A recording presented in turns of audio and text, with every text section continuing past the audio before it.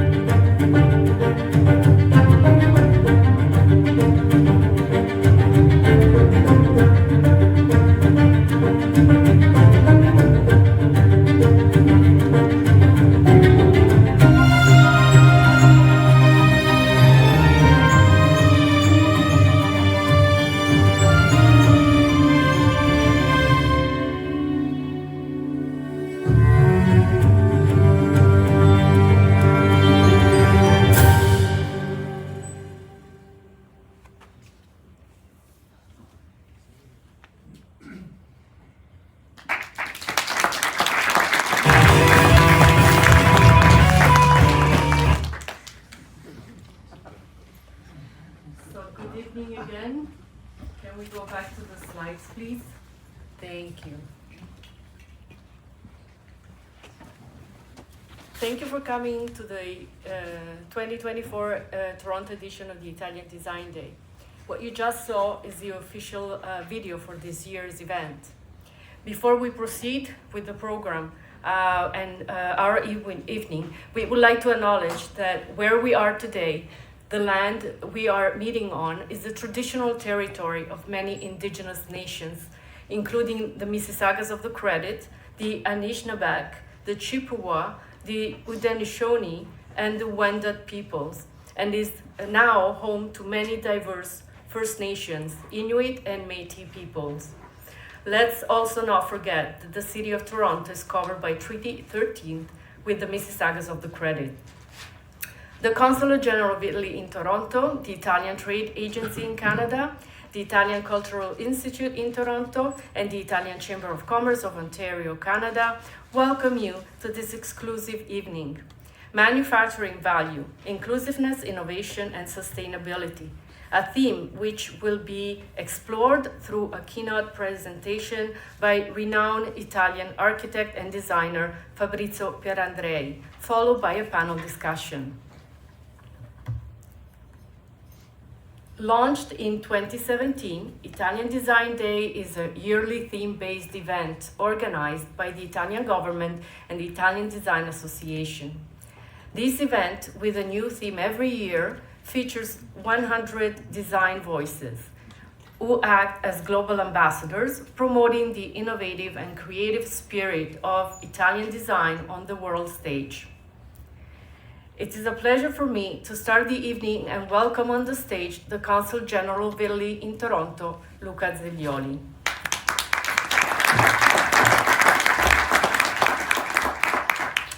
Thank you. Good evening, ladies and gentlemen. Welcome to Italian Design Day, which was established years ago jointly by the Italian Ministry of Foreign Affairs and the Italian Ministry of Culture.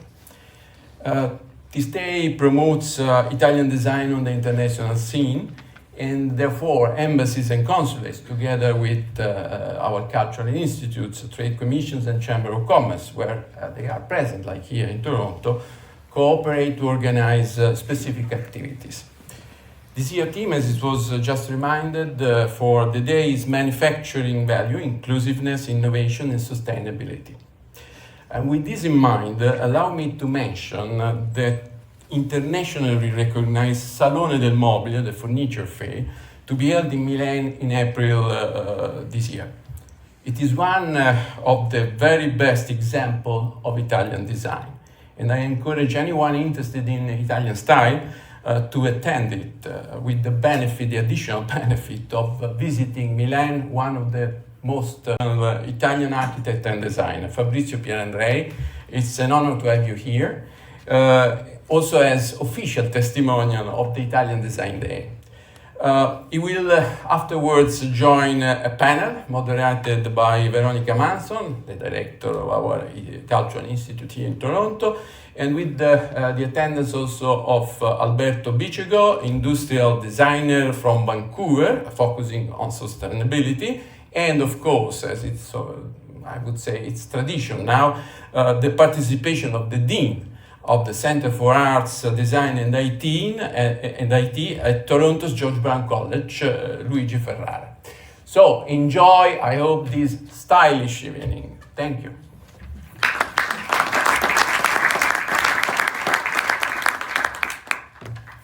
Thank you, Consul General.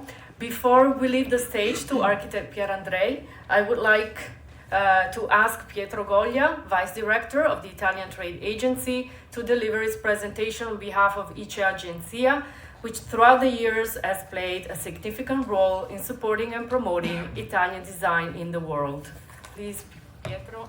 Grazie Tiziana. Thank you everyone to be here and to let me be part of this event. It's so exciting. The remote control is here.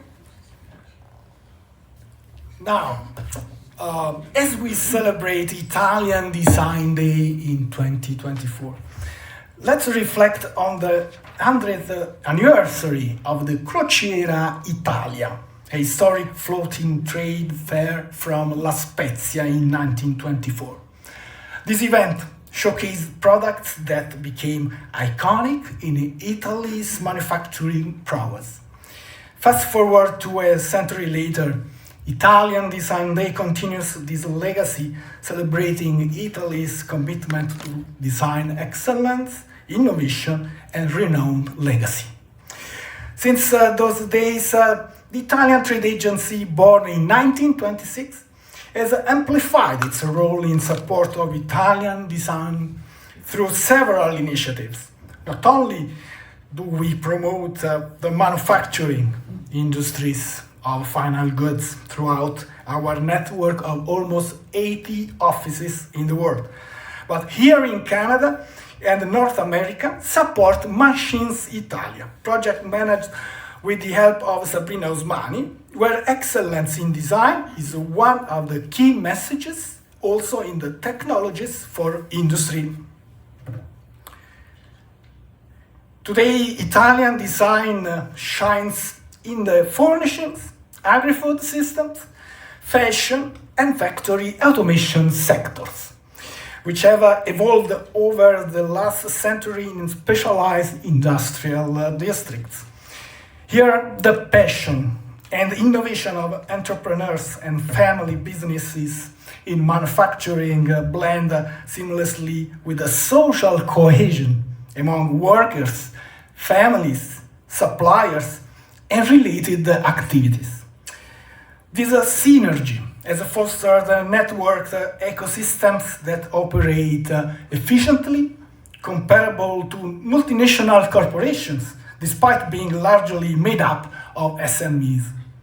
These statistics underscore Italy's design excellence, combining tradition, innovation, and craftsmanship. Even trade data, Italy-Canada proved that, contrary to popular belief, Italy is not only strong on the artistic side, such as Canada is just only a huge producer of commodities.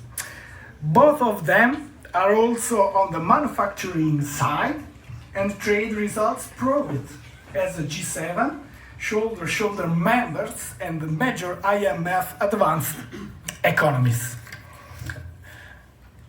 This is the last, but not least, slide explain that in the context of design areas experiencing a significant advancement in the social economy in Italy, as of 2023, well-being stood at 40%, expected to rise in the following 3 years, and inclusion set at 28.5%, currently projected to increase to 30.7%.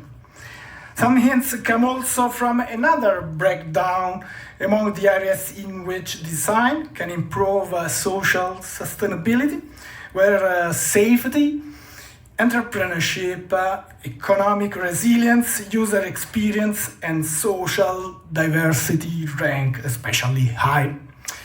These snapshots and the survey as a whole, for that matter, give us much to think about when tracing a roadmap for the future of design. Now, more than ever, it's crucial that we preserve the essence of the Italian design. Even as we deal with the new processes and products in a virtual reality era, even with a further discussion between Canada and Italy at the Montreal Business Forum on the advancement of artificial intelligence, we must try to maintain the balance between human creativity and technological innovation. This enables designers to seamlessly blend efficiency, modern technology, style, and beauty. I thank you very much.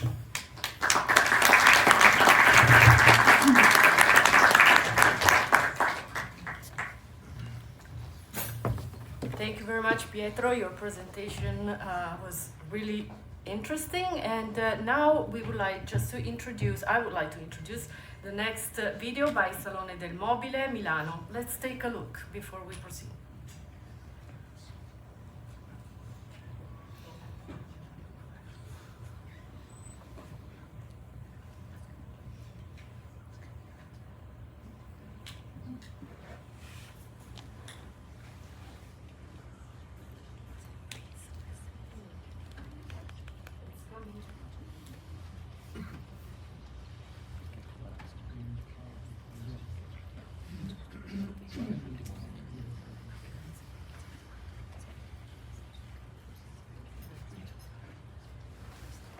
we're just about to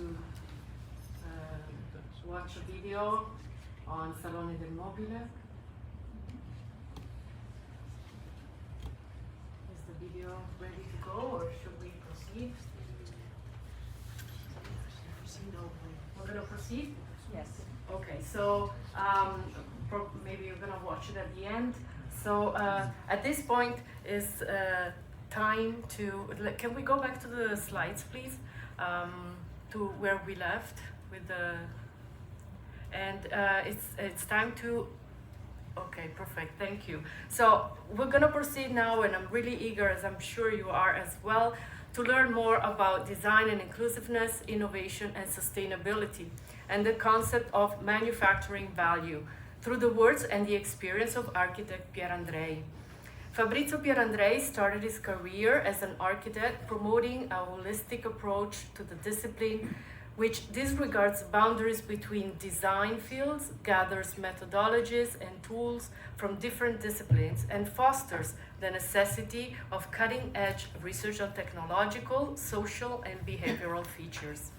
He is the creator of the Design School for Children, with the idea of spreading the culture of design and critical thinking in primary and secondary schools, activity that is carrying on also as director of the Junior Design Lab at the ADI Design Museum in Milan. This evening, architect Pierandrei will focus on design beyond the tangible, bridging Italian tradition and innovation to manufacture a valuable future. So over to architect Pierandrei, please. Thank you so much for coming.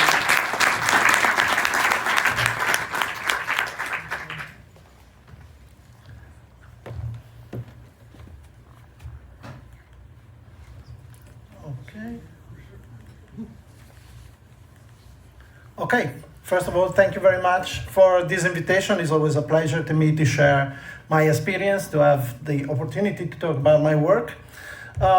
I would start showing again my face with a couple of disclaimers. As everybody of my generation who face the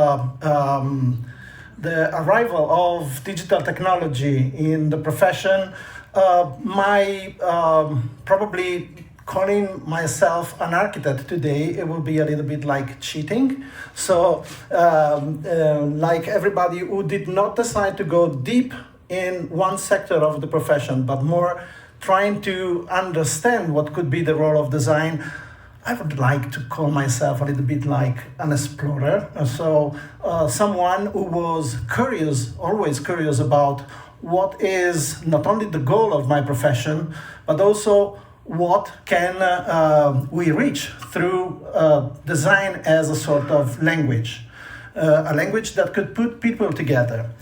And okay, apart from what I do is just a little list. The first disclaimer is that if you are thinking of seeing something about architectural space, I probably talk about space, but in a slightly different way. The other point, which is represented by this strange hat, that by the way is a traditional hat from the Isle of Madeira, which is capucecha, which is usually worn by people of the island, and that little things on the head on the right or on the left means you are looking for a wife or not.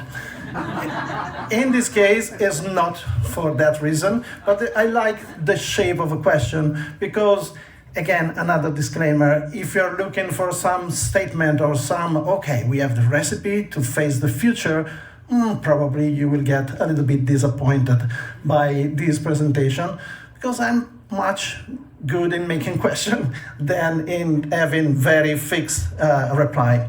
And since I said making question, I would like to start with the question. Which of these three objects is a design object? All three? Okay, I can assume that we can have multiple reply. All three, if we are considering design in terms of an industrial product. All of the three products are having a process, an industrial process to be produced. The three serve the function. Probably the first one is also essential. It could be good in terms of being essentially linked to the function that you have to have. So this form-function kind of relationship is very well explained by the first example. The last one, it seems like, okay, we could call it a little bit a gadget, okay? I think that a lot of people, some of you would say, the central one is what we can consider a design object.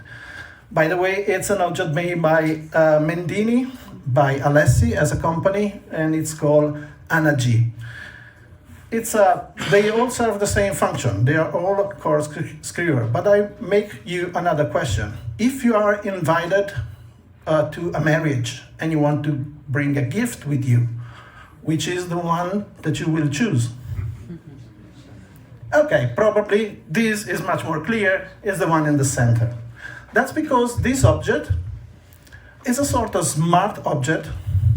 And for smart, I'm saying something that is not including IoT, but it's simply telling a story. It's telling a story of the object itself, but it's also telling a story about ourselves. If we present ourselves with this object to people, we are saying something like, oh, your house is so beautiful that I couldn't find anything that could stay in your house except this.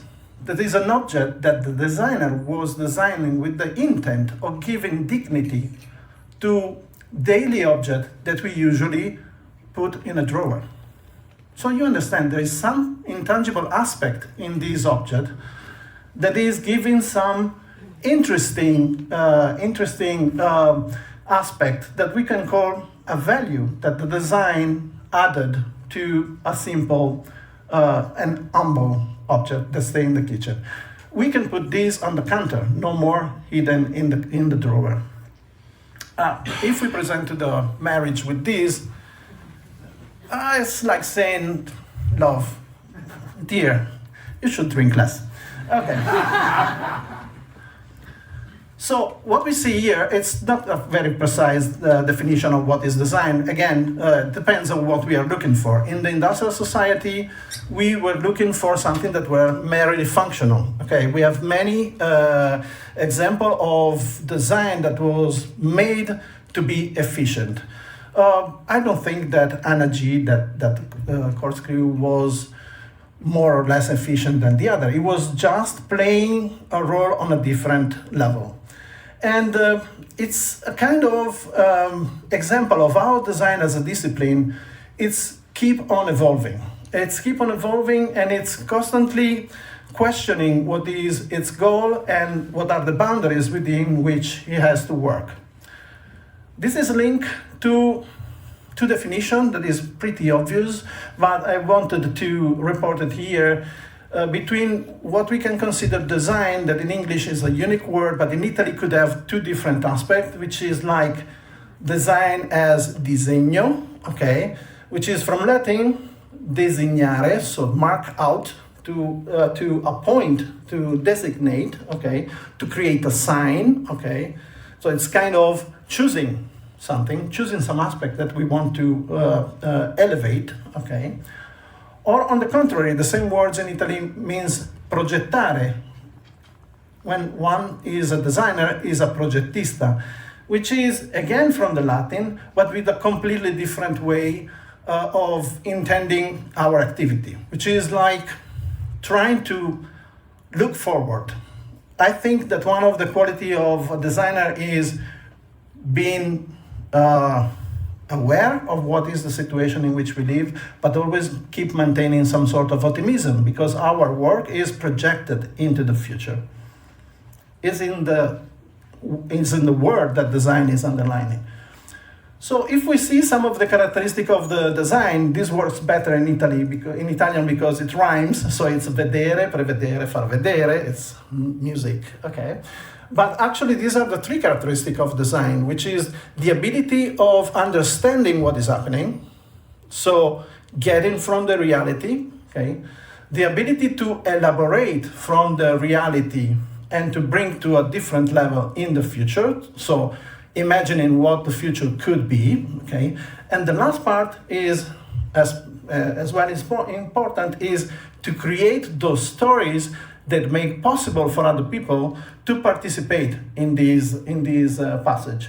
And we will see later on that these three levels that at a certain point was made by a designer as a sort of individual that will decide his own vision, his own understanding of the reality, and his own story to convince people. We see how design tends to include more people and to have more communities participating in the three level. So design is changing according to an evolution. There are some points of these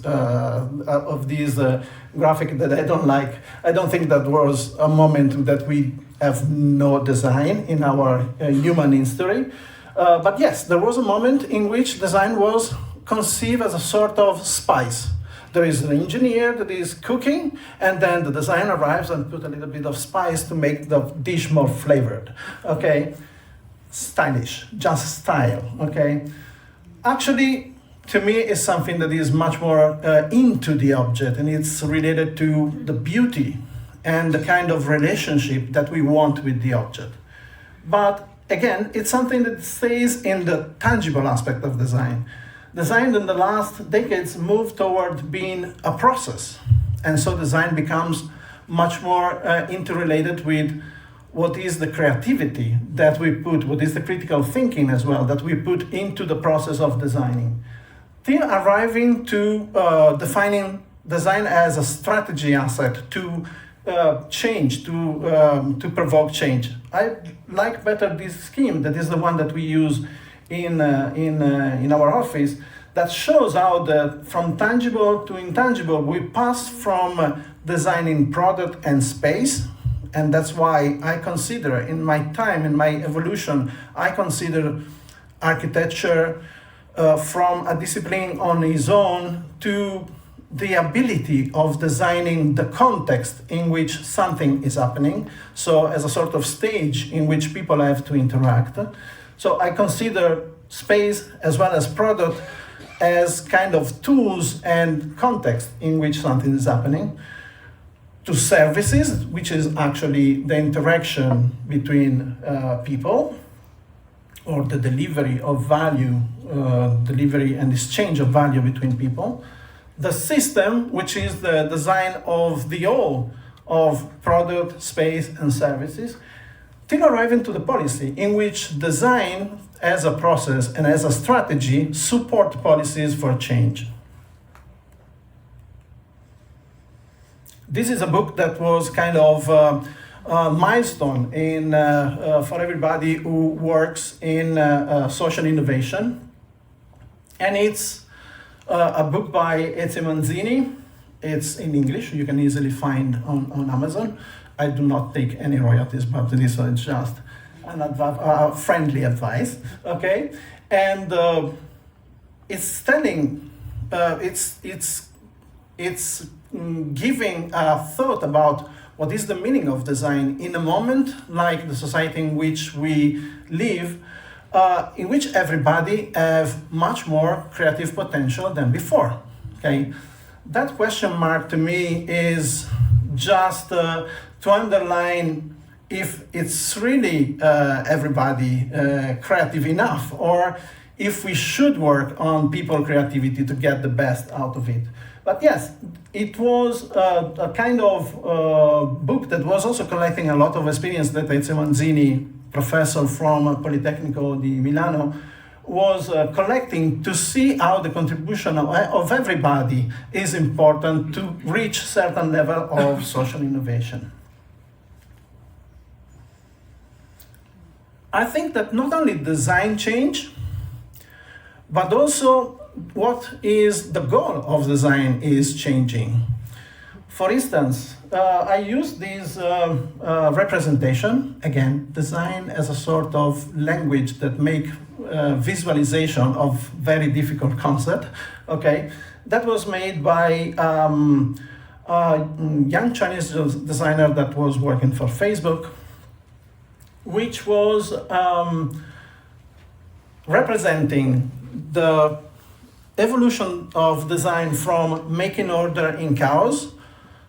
That is it's a sort of quote that I take from Victor Papanek, that was saying everybody is a designer in the very same moment in which we try to make order in our life, okay? So just to take the things of reality and put them in order, to this, the same element recombining in order to create new values. But also what we perceive as values change. That was my first, let's call it as you want, iPod or Sony Walkman, okay?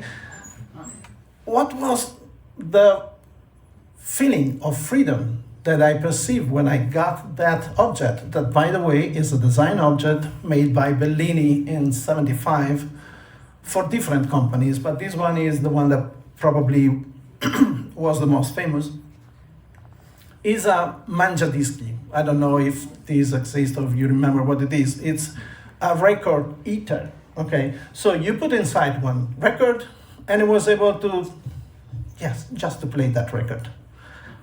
Always the same record, just one record.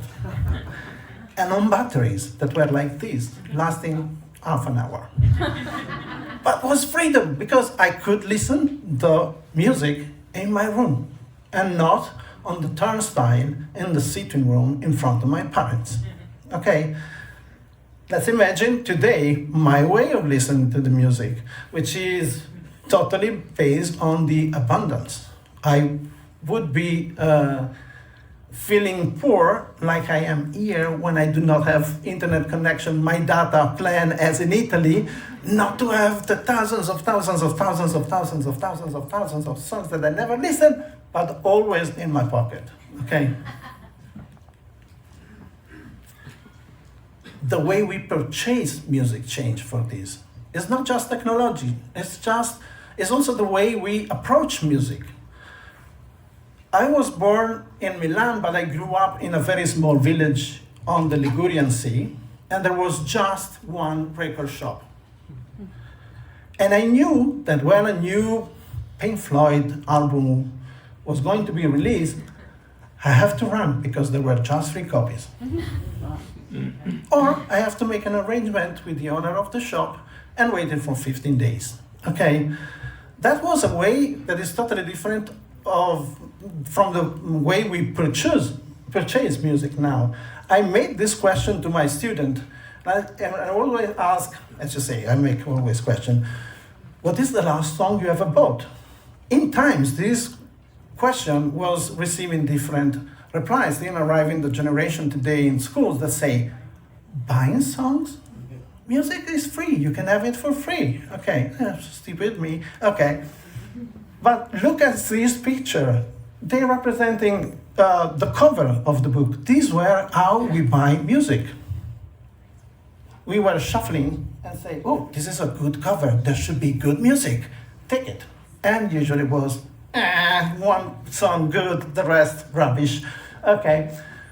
Apart from these 2 songs, 2 records, the cover of which are made by incredible artists. Andy Warhol for the Underground Velvet, or, oh, I forgot the name, but Blake for the Sgt. Pepper Only Club Band.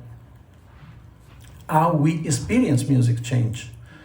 Today is more like an intimate experience. I remember spending hours and hours listening to a record with friends of mine and always passing on that passage of drums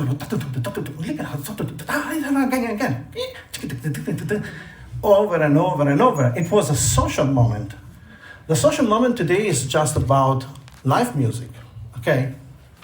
And who knows if in the future will be the same, because we might live some sort of virtual, real kind of live music experience. All this to say that in time, we could say that people move from an attention to the product to the attention of the solution, or to the attention to the experience this product could give. Okay, again, that corkscrew we saw at the beginning is what it tells us. What it tells us and what it tells about us. Okay. And again, space, if we are talking about architecture, is not really about how the space is made. Yes, of course, is always made about the space, how it's made. It's a kind of Maslow pyramid. Yes, the space has to be good, but it's not enough. It's the kind of experience we want to deliver with the space.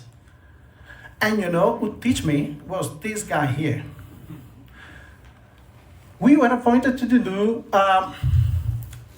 Protect Marine Area Info Center in the aquarium of Genoa. The most boring room possible in a museum or in a space in which people go to see living animals. And this little seal, monk seal from Sardinia, that was recently born at the time. Okay, so my point was, how is it possible to interest these people to a place which is just about information? And Aquarium was enthusiastic. They have to come because these information are so important. They are delivering all the things that we are doing for sustainability, to protect the sea, blah, blah, blah, blah. So what we did was, instead of starting as we always do as an architect, thinking, okay, the sketch of the place, looking for other aquarium, looking for inspiration here and there and so on, we decided to spend 4 days in the aquarium asking people, why do they love aquariums? What is missing in their experience?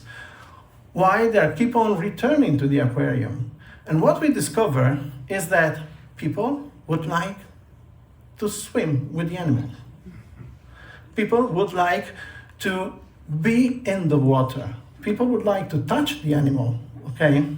Yeah, sometimes also pretty obvious things, okay? But this inspired us to design a space that in the dark of the aquarium was a kind of responsive environment that will change its aspect and its light according to the presence of people. The technology at that time was really, really poor, so LEDs were very, very expensive, but we used dimmered neon light, okay? But behind a semi-translucent membrane, that was giving the impression that you were under the sea. You know, when the sun rays make these little lights. And people appreciate it. These become a part in which people pass by, curious by saying, oh, the light is changing. Come in. Oh, it's changing again. And then reading the information. Sorry if I'm going far from the microphone. And then reading the information that we treated like suspended in floating in the sea. It's a real simple kind of project, but it's telling us that we can really ask people, not really what is the solution, because this is not, people don't know the solution. We don't know the solution at the beginning. But we can try to understand what are the behavior of people in a certain space, to try to give reply and to work on this behavior, to make new behavior to come. So interesting people to some sort of information center. There is a scheme that we always use in our office, and it's really telling this story. We observe the reality, we observe the behavior of people, and the behavior of people is inspiring design. But then design should create a solution that could affect people's behavior, okay? It won't be sometimes a very strong behavior, it would be just a little change, but this kind of circle is going on and on and on and on until a change is visible. And actually, the relationship that we see between design and behavior and this circle is very similar to what Kolb was describing as the learning circle. So the way we learn. So we see from the reality, we make hypotheses, we test hypotheses, we go back in the realities, we see what happened, and so we make again our hypotheses and going on and on and on. In a way, there are other two things that I want to see about this scheme. One is that there is a strong relationship between design and behavior and culture, because when we do object with design, we create new gesture that then becomes some sort of behavior or ritual, and our behavior and our ritual are part of our culture. This means that the relationship between design and behavior is that behavior designs us, but also what we design is design what we will be in the future. That is a strong power for design. I'm not so used to make this kind of speech without feedback, and I know that will be very little time, I have to stay in my time and so on, but if you have questions, make questions, okay? We were not the only one. We are backed up by very important people who say, yes, there is a strong and intimate relationship between human gesture and design. And to me, this is what design is delivering to people. Design is delivering to us superpowers. With a hammer, we can do something that we couldn't do without the hammer. And with the hammer, we can create objects that will allow us to do things even bigger, even more impactful, okay? And you know from Spider-Man that the more power you have, the more responsibility, okay? That's obvious, okay? Gesture, we are Italian. And you know something about Italian, we cannot speak in the dark. Because, okay. And, but well, this is kind of ironic, but Bruno Munari was trying to make a dictionary, an addition to dictionary, Italian dictionary, in order to say, okay, if you really want to speak Italian, you have to use this gesture. But this is culture. It's okay, it's a joke, it's funny, but it's culture. You can really speak like this in Italy. What are you doing? Even without words. We apply these, I don't know what is the time, so I will go a little bit faster here. We apply this approach in many projects, like this one for Techno, in which we were asked to do, of course, it always happens like this. We would like to have a desk and a chair that is ready tomorrow, that will sell a lot, and it's very easy to do. Okay, that's a very good brief. But please, have to be ready tomorrow. Okay. We arrived 15 days after with 3 short stories. And they were kind of, okay, we appointed the wrong architects. Wait, listen to the story and then decide. Actually, these 3 stories were telling the future of office in 10 years. One was more like sustainable future, people need to go to the office and need to find a place designed on their well-being. The second was like the contrary. Performance will be top, and so it will be legal to get drugs to be highly performative and so on. The third one was nomadic kind of work. And we give these 3 stories, three scenarios in a written form to our client, in order that they could understand what they would do in terms of where their vision of the future of the office. Okay, very likely they understand our very luckily they understand our effort, and they took some element and were able to understand that they wanted to design a space that was respecting, we could say, the 4C. People should collaborate, people should be able to concentrate, people should be able to communicate, and also people should be able to contemplate, so to relax, okay? And the result was this kind of, I would say, office furniture solution or a system, because there were few things that were composing the space. The idea was designing the space through the object, and all was related to the presence of these backbone, the green part that you see here, that actually was a little bit inspired by the growth mechanism of nature. So we tried to put inside the project the element that they decided from the scenario that we proposed to them, arriving to some solution that were enabling different way of organizing the office, more like traditional or more, let's say, radical, with a very technical reason to have a backbone that was enabling to set up office spaces pretty easily without doing works on the architecture, and so reconfiguring the space according to the ever-evolving status of the office. And you can see also in small detail, like the shape of the table, it was not just for, let's say, some aesthetic reason, but we were studying, involving more than 50 colleagues and people that we know working in the office, having feedback from them, understanding how they were working. And all of them, they were telling us that most of the meetings were not planned. So we understand that most of the meetings occur like this, not in a meeting room, but at the table of someone. I come to you and I want to talk with you. So we shaped the table in order to be enabling solo work and also small unplanned meeting. There's a jump of 10 years and more to arrive to Paco. Okay, that was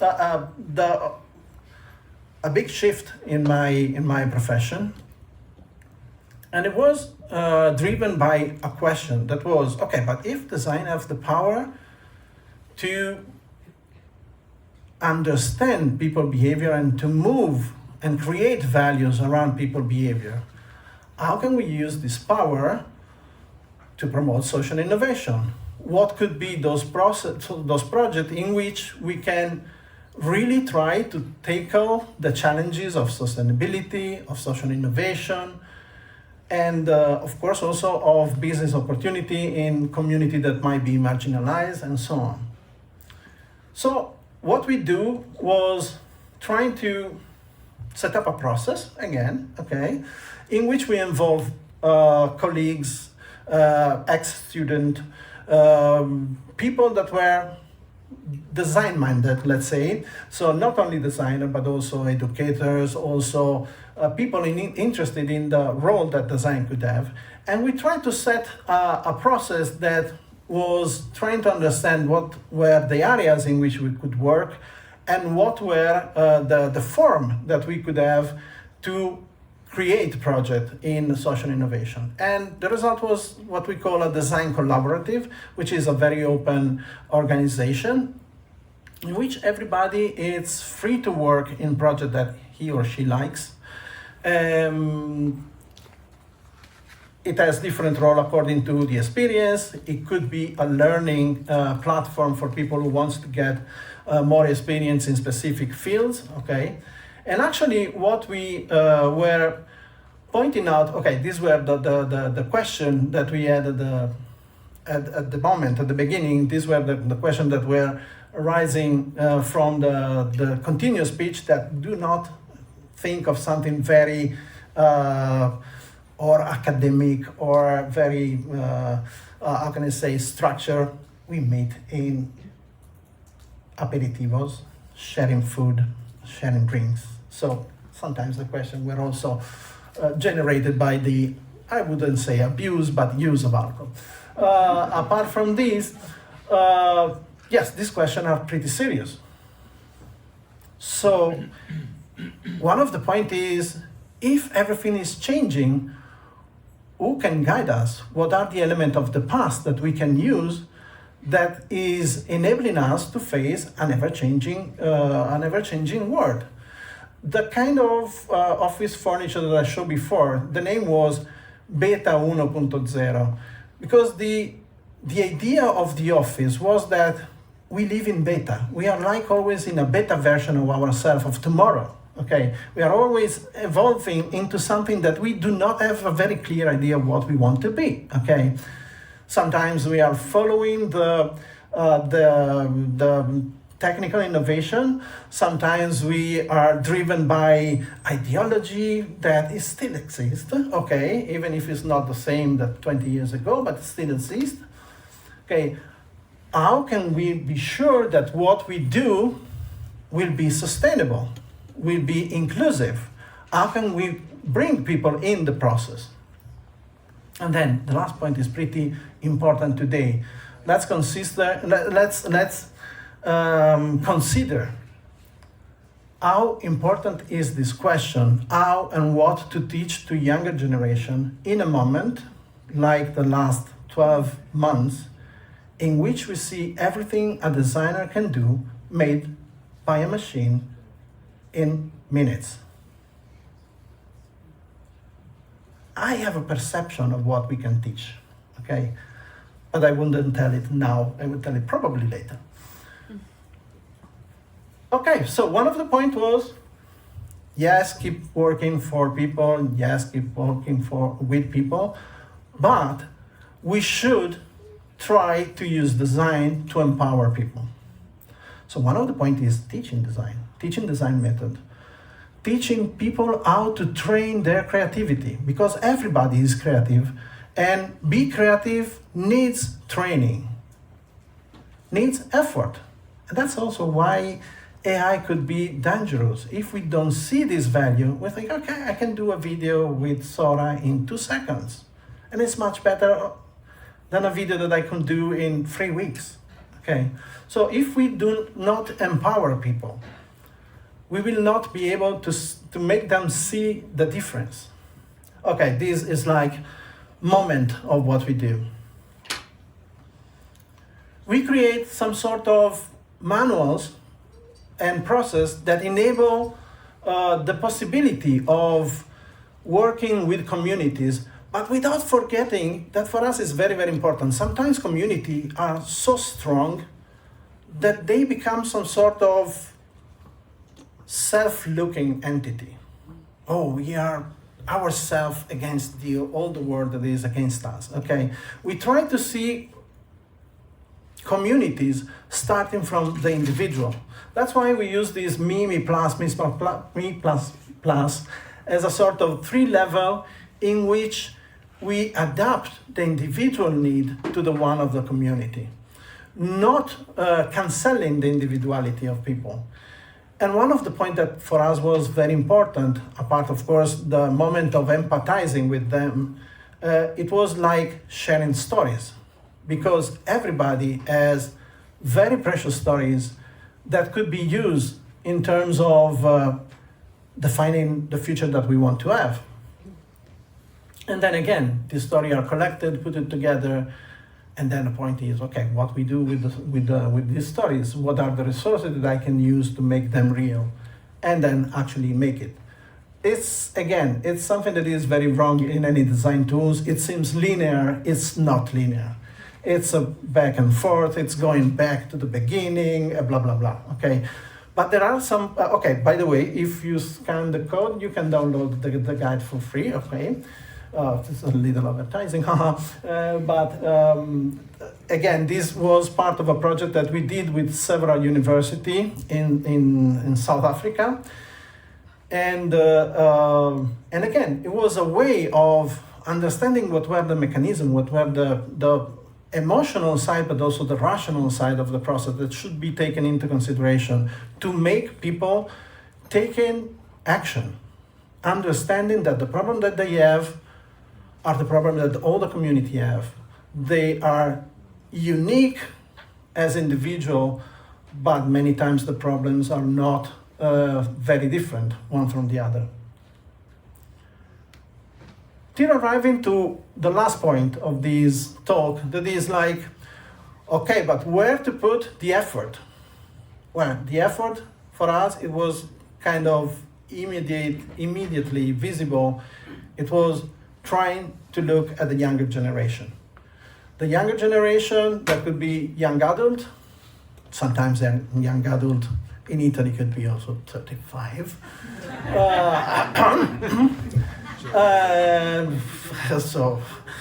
And sometimes are kids, okay? Kids that live in a world that we are measuring on ourselves is designed to entertain us.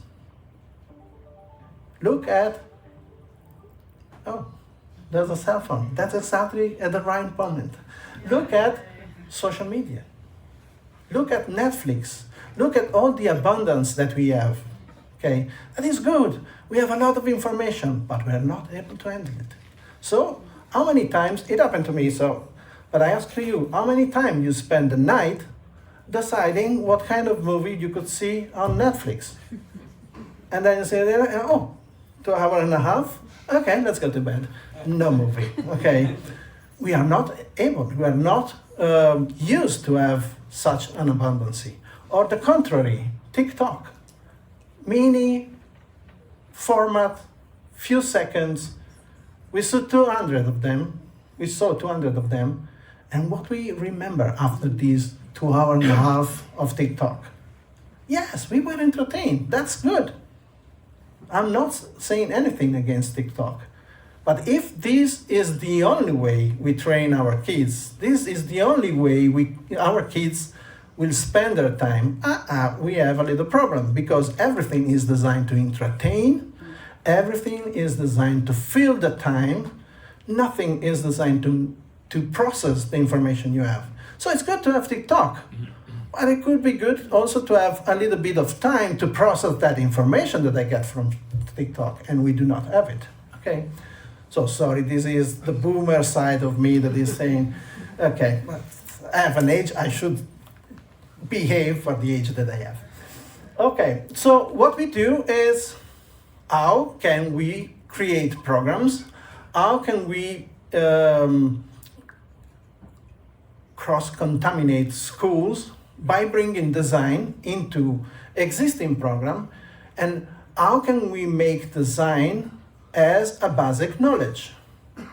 We all know that language or math are a subject that we study from elementary school till university. It's then to us, if we want to become mathematician, okay, we will study it at a certain level.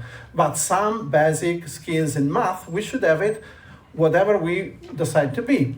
For us, design has the same potential. We should be trained in how to face complex situation and complex problem, because this is the future we have ahead.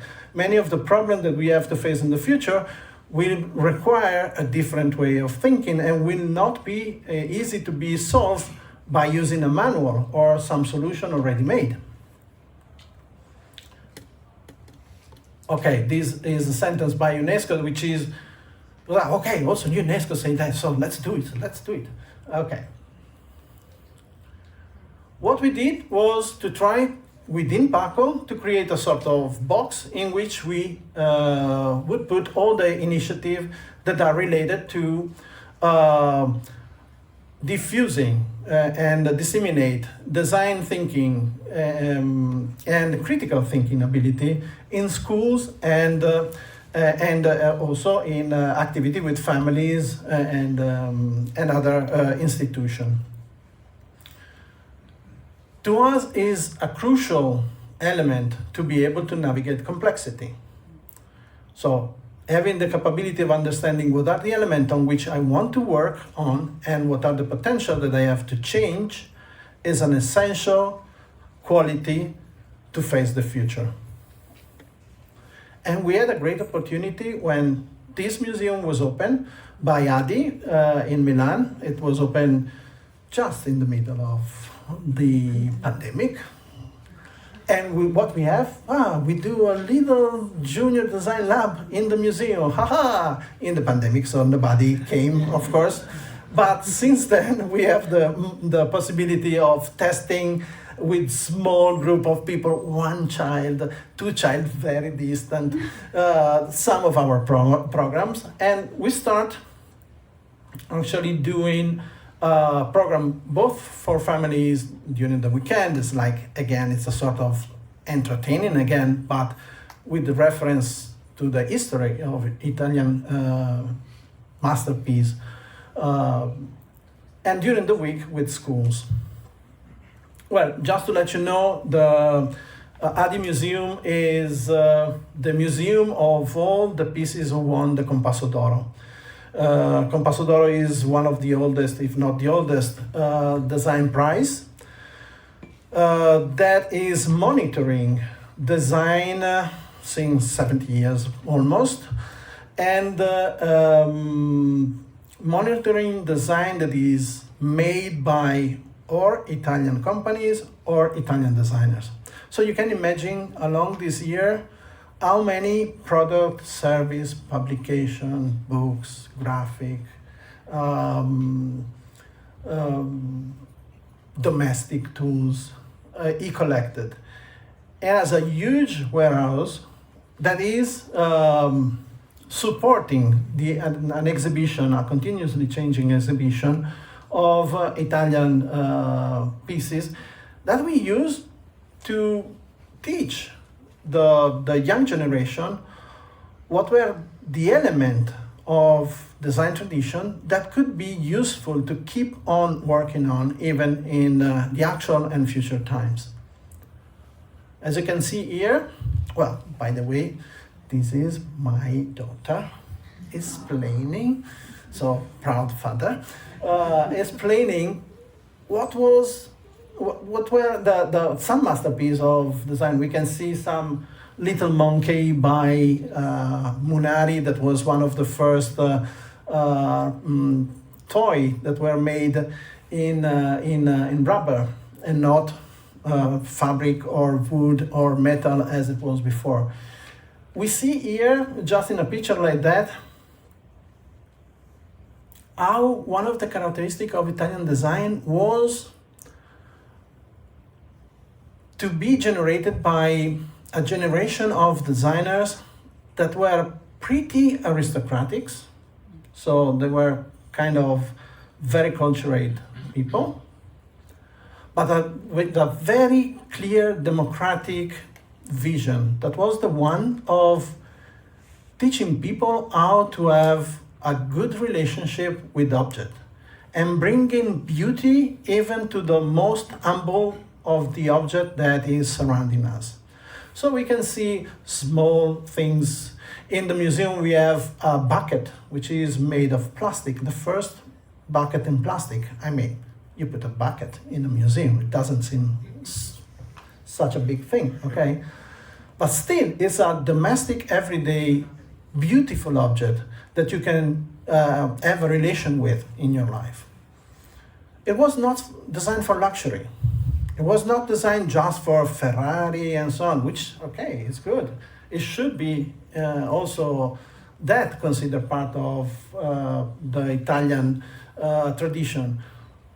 But what you see here in the museum is really this effort to make design as something that can help and then can make the life of everyone better, okay? Yeah. By the way, in the lab is always a mess. And our efforts, the biggest effort, are the one of keep the children quiet, because as they know that they can really elaborate on some ideas, they are really reckless. It's very difficult to keep them inside doing stuff, but they are following their own process. And sometimes I really regret not to have brought some of their projects that are really surprising, because you say, how do they get this information? But the information was right. How do they get this solution that is about their cats, of course, it's not about human beings, but it's so right. And it's just elaboration of what they see, what they can touch, what they can work on during the lab. Okay. One of the first workshop that we do, that we call Jam, was about design the waiting time at the dentist. It was like, oh, the dentist is so artful. Oh, okay, tell me the story. Oh, I never been, but they told me. Okay. So, well, let's start to understand if it's really like that. And so they started doing interviews, they collect questions that they want to do, they go around the museum asking people, and so on. And sometimes the result is like, oh, we want to stay there and see something that is distracting me from the pain, from the noise. And you understand what are the things that makes the experience at the dentist so terrible. Actually, what we do in the design lab, and this is the Munari Zizi, which it's Italian, it's not a French word in this case, for those who speaking French. The junior lab is trying to create a dialogue between those objects and the young generation. Not only to understand what were the value behind, but what were the way of thinking of people. And to me, one of the point is, we already talk about inclusion with this democratic view of design, but I think that something that is really valuable of Italian design, or at least another thing, that is Italy as, I would say two other things. Italy is a country without resources. So if you look at the object that you can see in the collection of Compasso d'Oro, you will see a lot of objects that are made with very essential material, very rational use of material, just to the quantity that is needed. Many times reusing material with the less work on the material itself, like the illuminator that we see here is just a metal bar, okay? But we saw, I don't know, the seat from Castiglioni, which is taken from a tractor, okay? A lot of objects that can be re-elaborated into objects that we could have at home. The other point was about the fact that all this is possible because Italian design derives in a way from a sort of ability in craft that is directly from medieval times. We really have a strong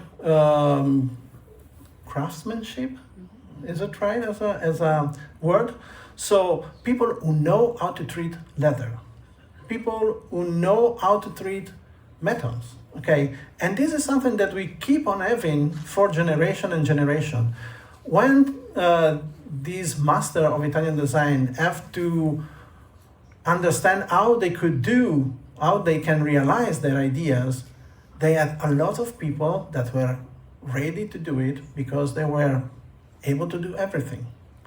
I made a project with Ron Arad for Maserati, and it was the showroom of Maserati, and we did a very complex structure that was made in carbon fiber. You can imagine on a normal slab, we should put 4 Maserati. So you can imagine the weight of 2 tons each Maserati, plus this stripe that was a kind of reminiscence of the asphalt strip, and in a shop that was very, okay, don't go in detail in that.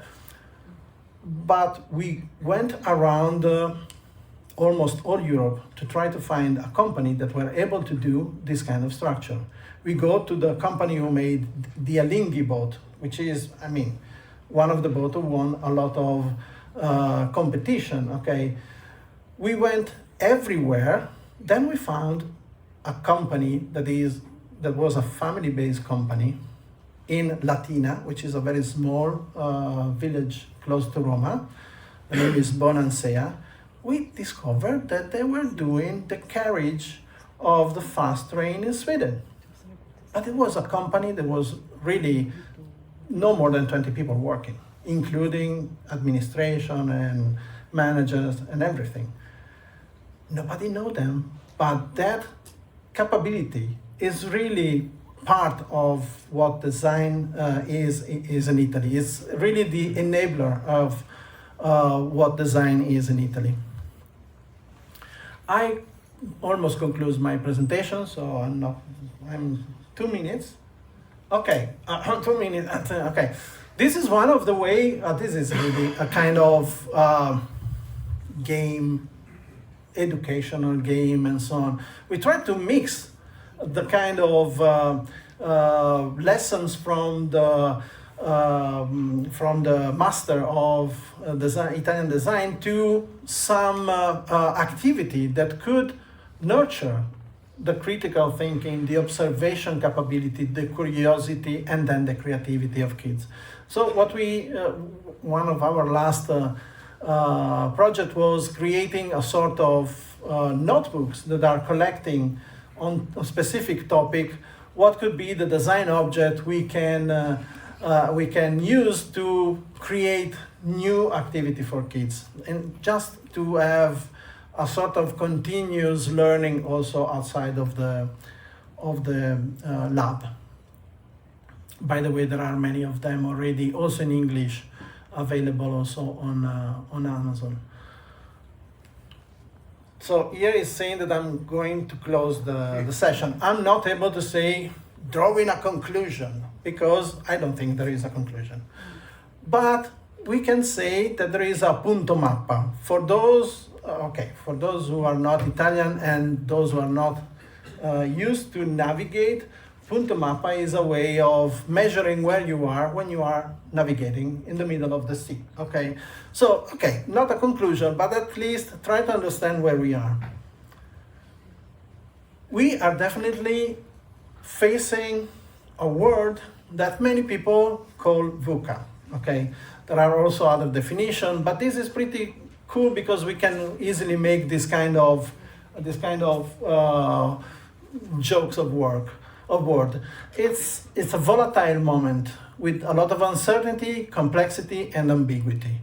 What we need to nurture in people, and especially in kids, is the capability of having an understanding of what is happening, to be able to imagine a future, because this is very difficult. Also in university, also with students that are grown-up people, young adults, really young adults, it's difficult in a world in which we can do everything to understand what we can really do.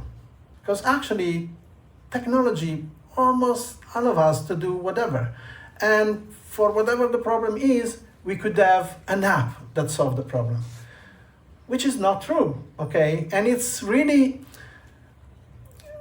diminishing our capability of understanding what is the future that we want. And this could be reached with the clarity of composing different knowledge. Design is good because it's a kind of Google translator between disciplines, okay?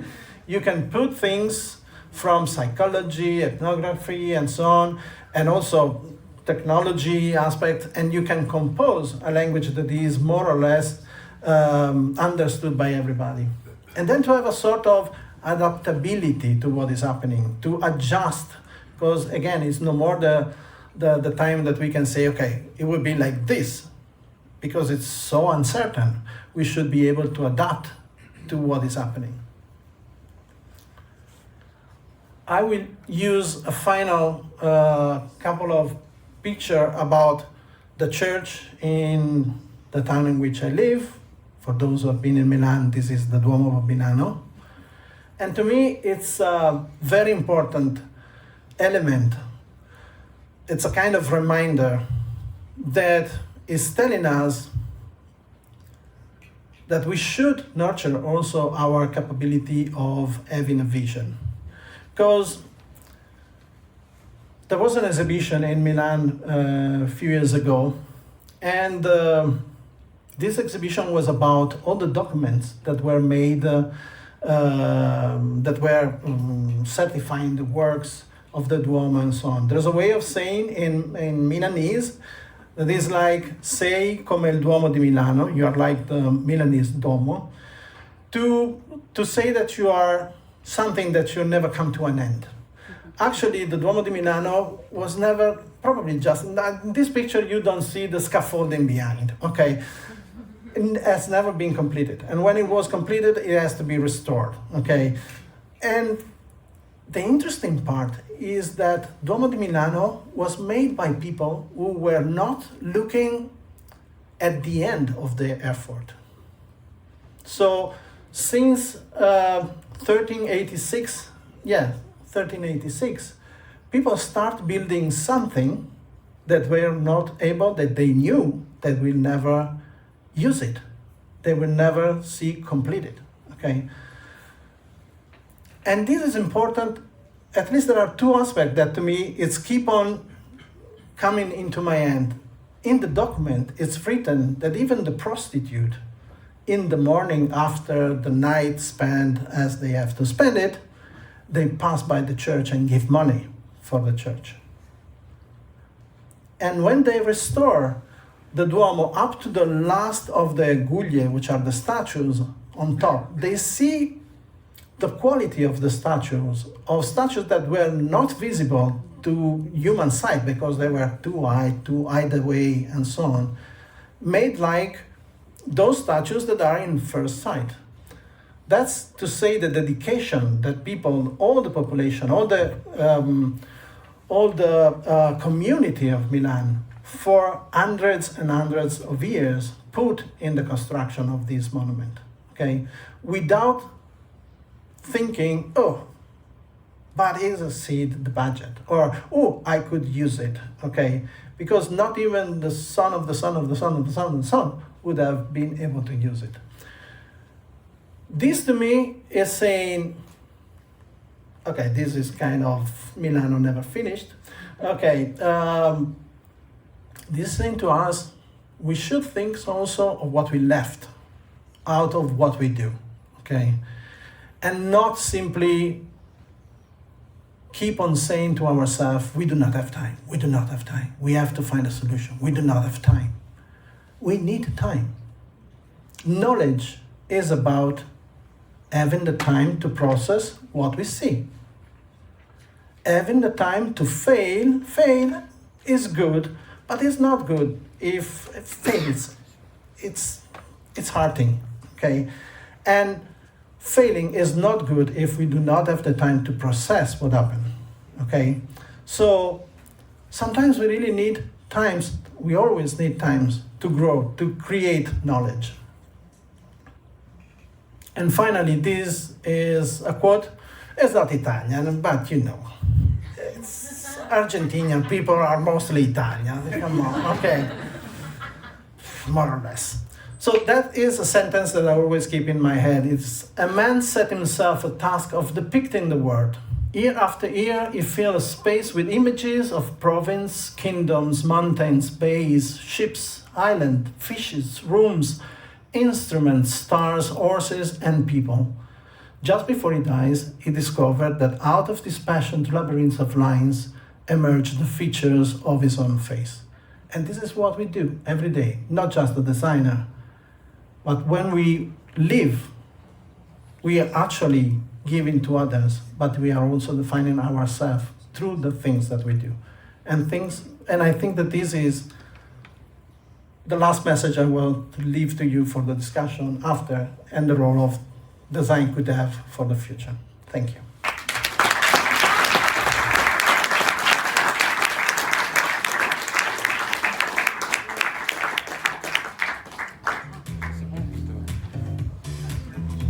Now you want me to dance?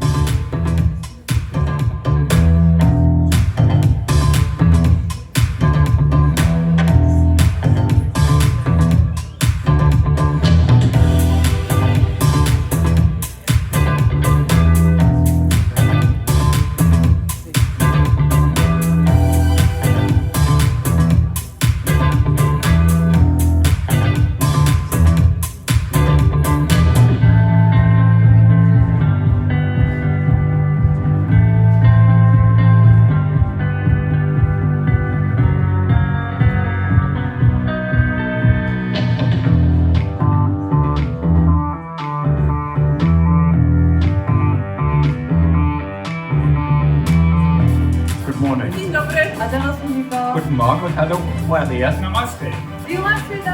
Bom dia!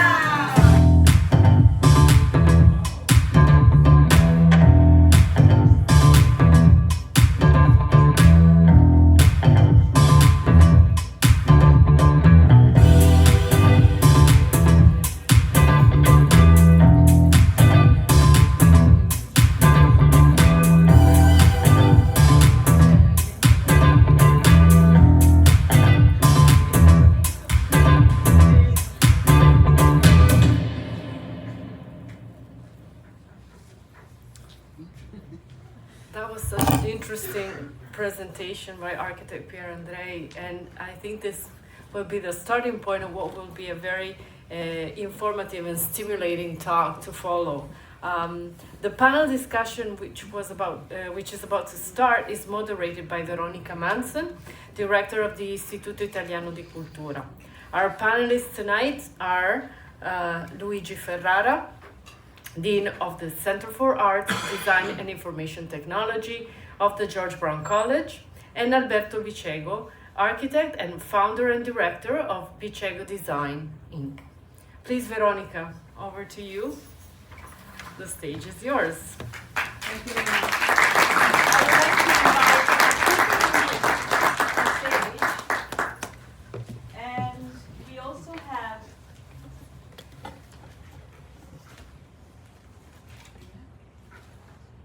also have a speaker that will be in connection from Vancouver. We'll have also industrial designer Alberto Bicego. They will join us in this panel discussion from Vancouver, and it should already be online. In the meantime, I invite my speakers to come on stage. Thank you.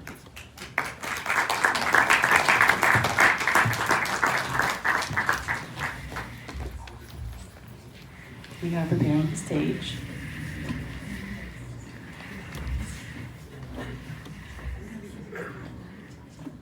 You know, because the light of the projector is very, very... Yes, I think so. Is that for you? Yes, please. And do we have Alberto in connection from Vancouver with us?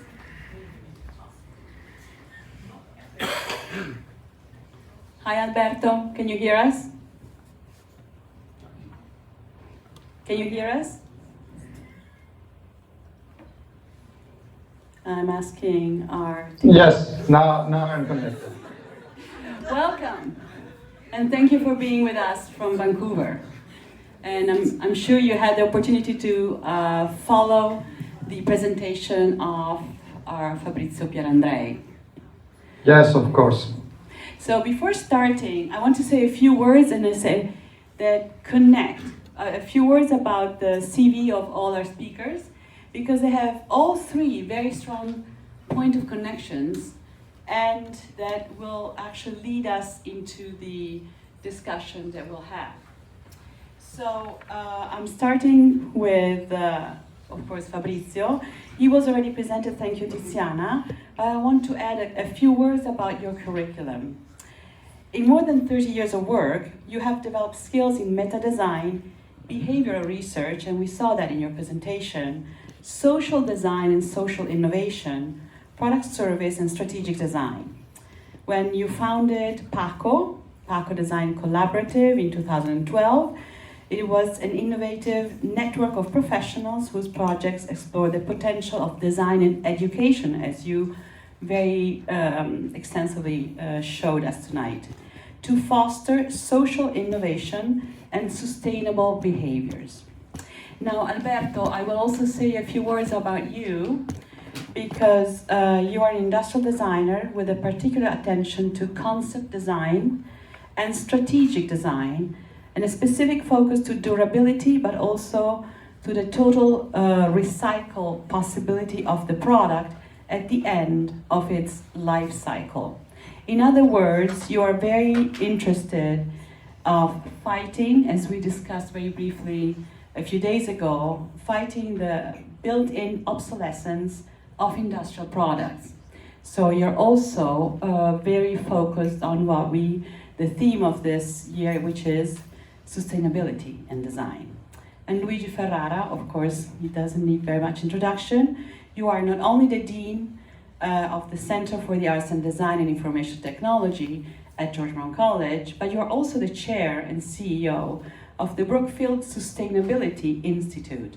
They will be hosted very soon in the Limberlost Place, which is one of the first net zero carbon emissions mass timber buildings. So it's a big building made out of wood. So, and your field of expertise ranges from urban design to sustainability and also to digital transformation and so forth. So when I was looking at your 3 curriculum, your resumes. You have all 3, you talk about strategic design, social innovation, social design, and sustainability. In a moment in which we are faced, as you were pointing out during our conversation, during your presentation, we're facing extreme challenges due to climate change and the very strong impact that this has on our future, on our social behavior, and of course, on design and architecture. So what is the status of the art, and we'll start with Luigi, and what is design doing, and what is happening in the design world to face these challenges? So thank you, Veronica, and it's actually really an enormous pleasure to meet Fabrizio and to be on the stage with Alberto as well. Fabrizio, I'm going to introduce you to a Canadian concept. It's called a kindred spirit.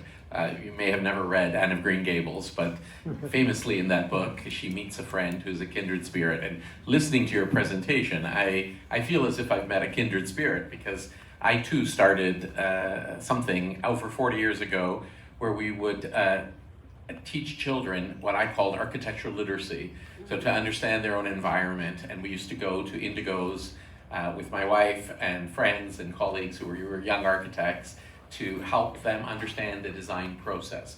And to me, this is a really important thing because all of us are designers, and that's something that I really learned from my father, who, even as a craftsman, a very humble person, was able to create, really outstanding products from this approach to creativity that he had innately in him. In fact, my 2 most treasured objects are sort of painting that Enzo Mari gave me, which was a kit of parts for a chair that you could build out of pieces of leftover wood.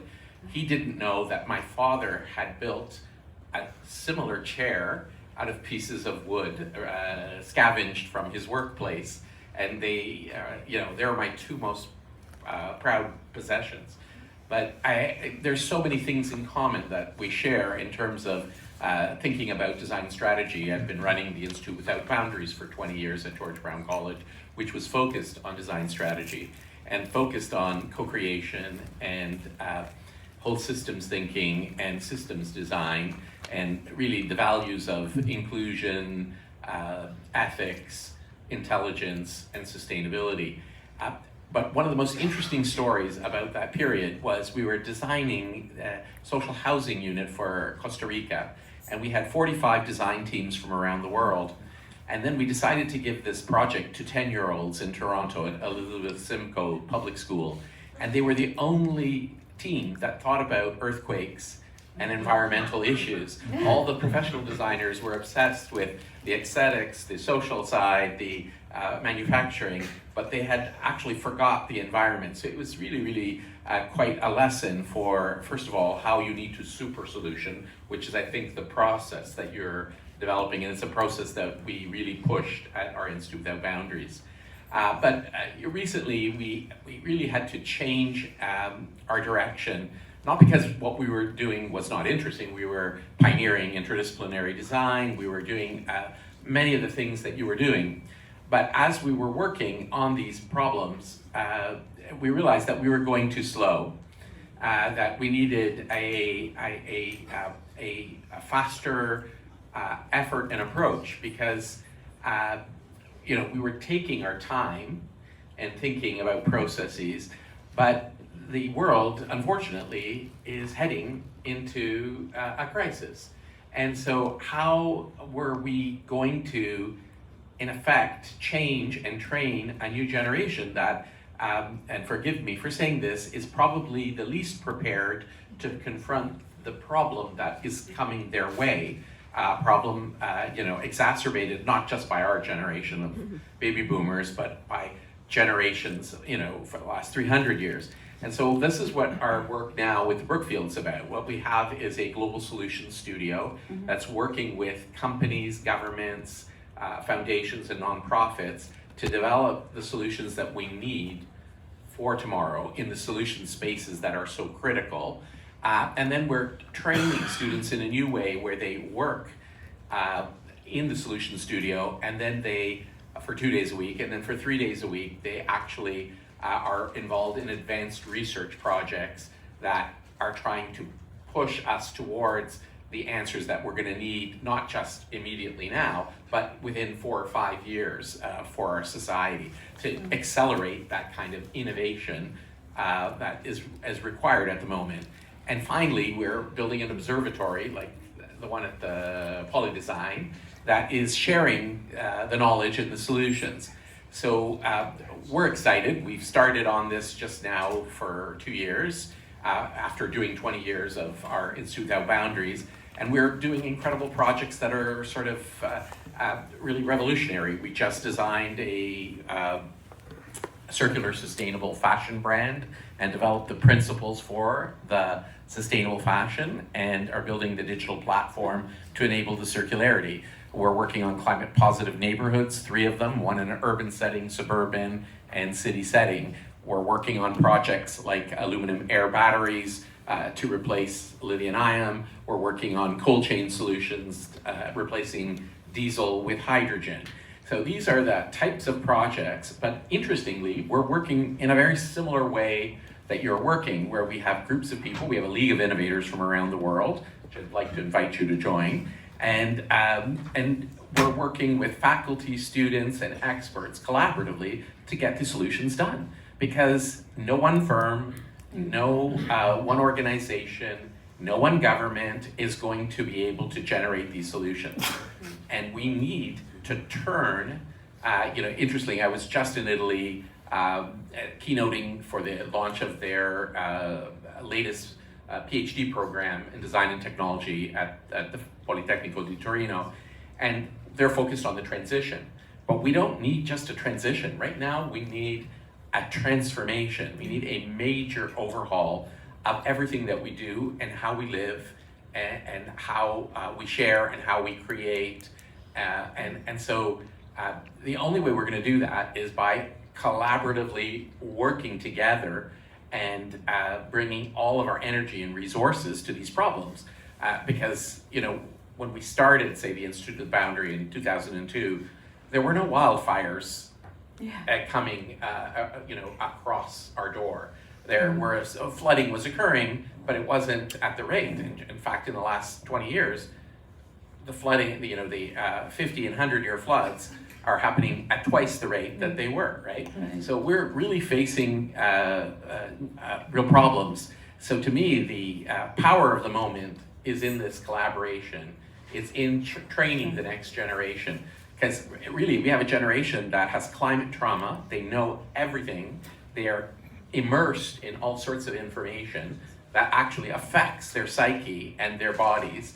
And without giving them the creativity to change their approach, to change their future, we're almost paralyzing them. Like we're giving them a future of paralysis. So that's sort of what I'm engaged on. I believe it's what you're engaged on. And I know Alberto's probably working on similar ideas and things as well. Right.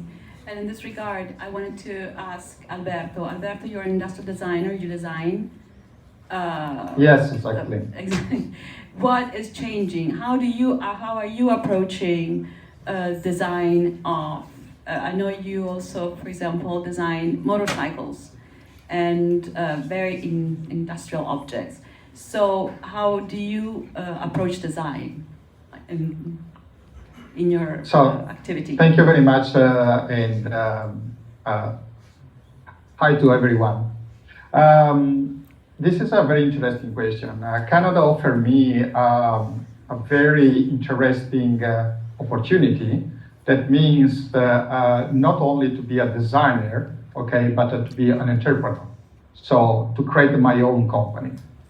And this opportunity gave me also the possibility to integrate the industrial process and the creation of a new company with the design thinking.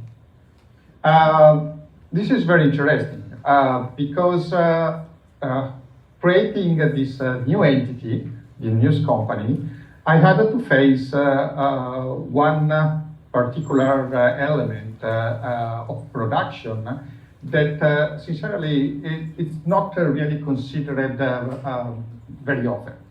And is this: what happened to our products when they are at the end of the life cycle?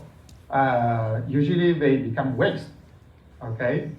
And the truth is, as you mentioned before, that exists this strategy called planned obsolescence, where the product have a limited period of time, okay, to be in the market, and then when they finish the period, something happened. Some components breaks, they are obsolescent in a certain way, and they are not usable anymore, or they are not considered modern, and customers prefer to purchase other products. So due to this kind of strategy, we are producing an incredible amount of waste. My question as an entrepreneur and as a designer is what I can do to prevent or even create a system that can improve this situation, resolve the problem, and offer also an opportunity for the entrepreneurs and for the customers. Let me say that exist at least 4 levels of sustainability. It's not just about the material that we can use, okay, so the material that are environmentally friendly, okay, so they can are not they don't impact on the environment, okay, but we can think also to other 3 levels of sustainability. So not only how to dispose the material, but how to recycle the materials. For example, to create other things. We take plastics, we recycle the plastics, and the plastic becomes something else. But we can also think to other 2 levels. So for example, products that are regenerated. What means regenerated? That means that the product still works, just need to substitute some other components, and the product will be active and operative again. And we have also a 4th level that is reusing. Okay, when we can take that product and incorporate that product in another product, okay, to generate a different machine, a different product. If we put all these 4 elements together, we can create a product that actually is designed to be disassembled at the end of the life cycle. And once it's disassembled, applying these 4 levels of sustainability, we can actually reduce the amount of waste in a considerable way. This is one of the ideas that I'm bringing forward on the new entrepreneurial activity that I'm launching soon. Fantastic.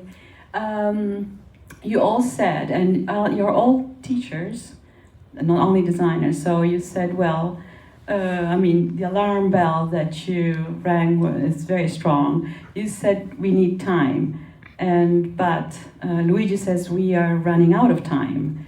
What do we do? And I suspect also you teach sometimes at Simon Fraser University. Am I correct? Quantum. So, what do we do? How do we do this? How do we, as we said, communicate these new values, communicate these new strategies that are absolutely urgent to the next generation? I start just returning to the question of time, because I think it's, can you hear me? Yeah. Okay. I think it's crucial. I think that there are situations in which we really do not have time. Like if we are in an ER in the hospital. We don't want people to think, oh, let's see what it is It seems like I want. No, I think it's like a spot. No, we want people that know what to do and go very precise. But again, if we think at the hospital, they have the color system, which is saying this is urgent, this is less urgent, this Code red, you code can green. wait. Yes, I think that If what you're we a code do- white, you're fine. yeah. So I think that we have definitely very urgent issues, okay? And probably we shouldn't really say to the kids, okay, kids, instead of going to school, let's solve these urgent things. I think we should avoid to stress the situation. When we talk about sustainability, we always talk about economic sustainability, environmental sustainability, blah, blah, blah. I think, and I heard a colleague saying that, and I thought it was very interesting.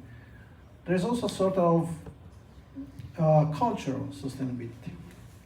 We saw in kids, we saw in students that they are overwhelmed by the negative sides of the situation in which we are. But there is people doing good stuff, like you, okay? And we don't know. Even if we work in collaboration, we are a very small community after all, okay? But we tend to dramatize everything, which is good to get people attention, but it's very bad in terms of strategic thinking, because we push people to say, oh, we are doomed, we can do anything, okay? That's why I say that we should be able to understand what are the aspects in which we really do not have time, and we need to do something now, okay? Even, I don't want to say without thinking, but with a solution that we have in the pocket, okay? And sometimes we need to elaborate a little bit more. We have to take the time to understand how to put the things in order.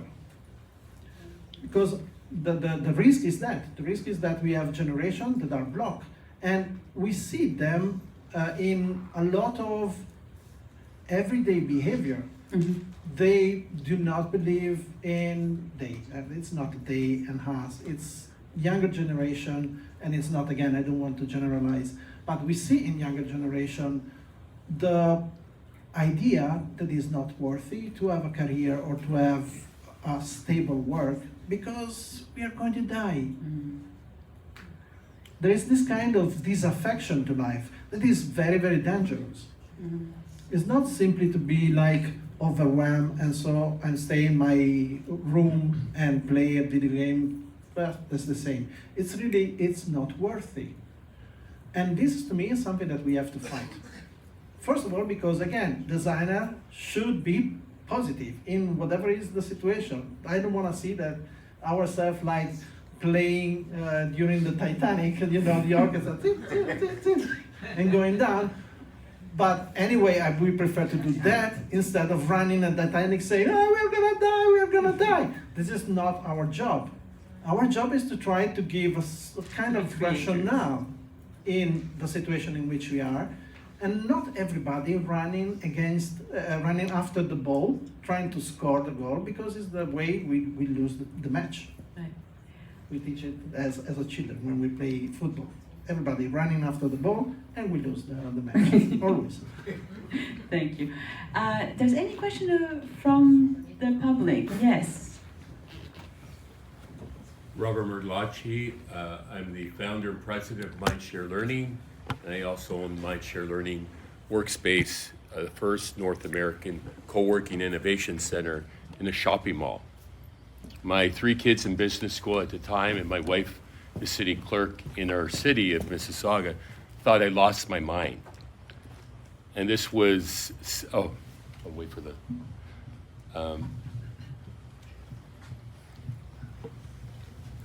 thank you. So that was 7 years ago. And I knew if I didn't, I had sought a problem to solve, and that was I needed office space. I had an office at York University where I spent 18 years as a student, an employee, ran the Business Alliance, and I was lured away to launch Kevin O'Leary on Shark's Tank and Dragons, then his startup learning company. So I launched that in Canada. So this is very timely, as next week I'm at the Dell Innovation Summit, and we're launching the 16th Schools of the Future Student Innovation Challenge, designing smart and sustainable learning communities for the future. So, same, we're symbiotical. And why did I do that 16 years ago? Because we saw pockets of innovation across the country. School here, a teacher here doing excellent, incredible, inspiring work that engaged the kids. We all know one teacher that inspired us, at least one, through our career. But it's one or two.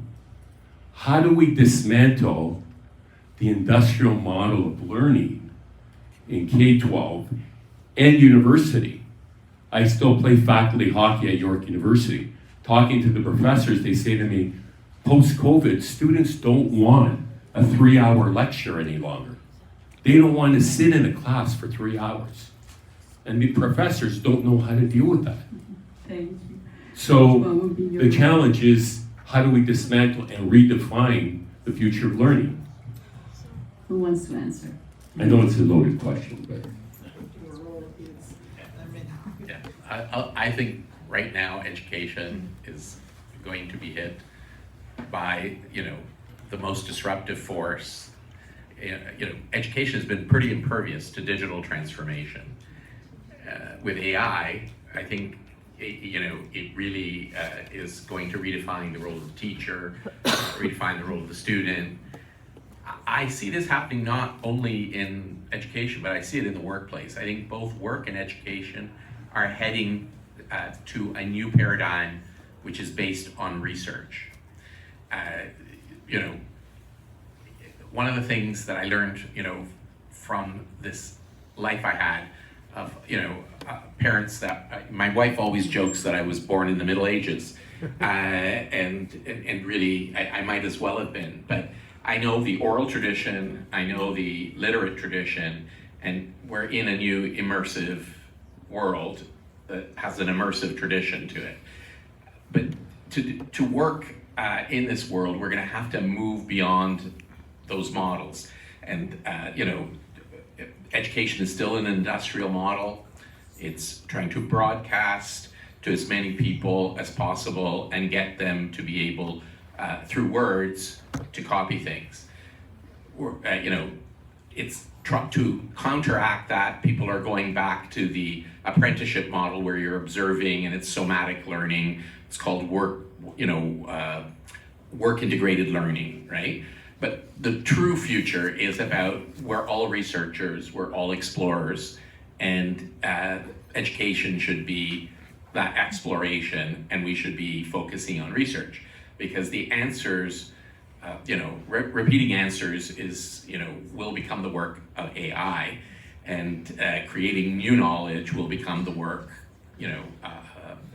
of people.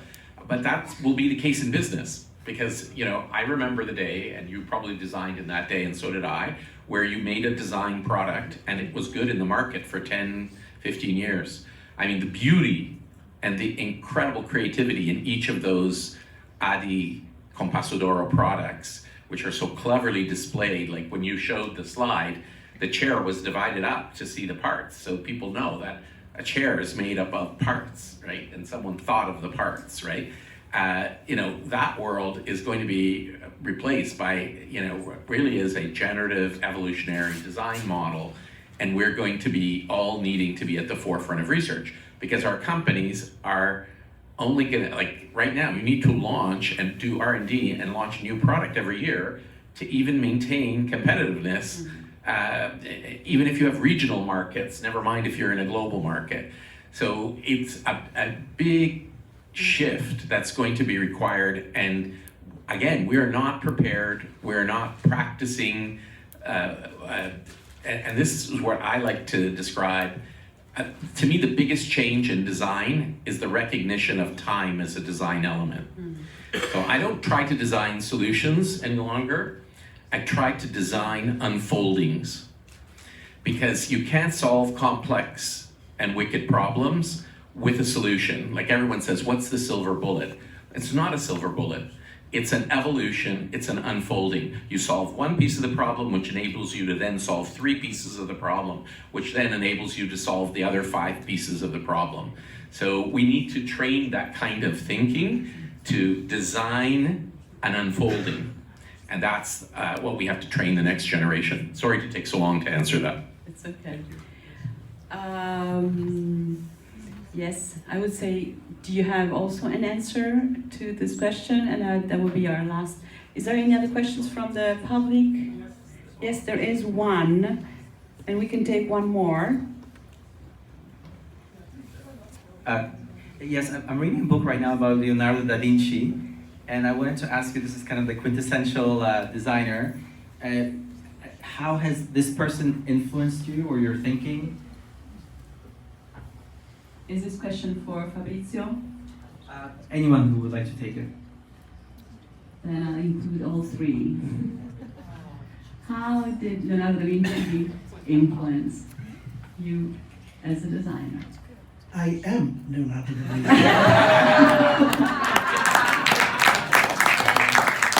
I think every designer and architect. No, jokes apart. I think, well, there was a story you told me about, is it famous, Leonardo? Is he famous? Okay. I think we as Italian, we are very lucky, but sometimes we are also doomed to grow up surrounded by these kind of characters. We are talking about Leonardo, but there are many other artists, many other scientists, many other figures that are filling our days in the building that they left, in the work that they have done. It's really a land in which you can find, I say beauty, but not just natural beauty, human-made beauty, so the materialized thinking, let's call it like this, that is always inspiring you, okay? And sometimes I say we are doomed because we sleep on this. We are not saying, okay, we can leverage this knowledge to a new level, okay? That some of us is trying to do, is trying to at least to transmit to younger generation and so on. I was joking when I was saying I'm not even able to be one of the last disciples of Leonardo da Vinci. But I think that this strange condition is a bit like when we were talking before about Netflix. Abundance. If we are not able to deal with abundance, we will be slave and we will take no decision, okay? And this is the situation we have in Italy. If you are able to be reactive, you will be inspired by all these characters, or these historical characters, because you live in places not only lived by these people, but shaped by these people. Alberto, have you been influenced by Leonardo da Vinci as a innovator and industrial designer? Absolutely. One thing that I always considered valuable about Leonardo is that he didn't have a vertical kind of culture of knowledge. He didn't work only as a designer. He worked as a painter, as a sculptor, as an architect, as an engineer.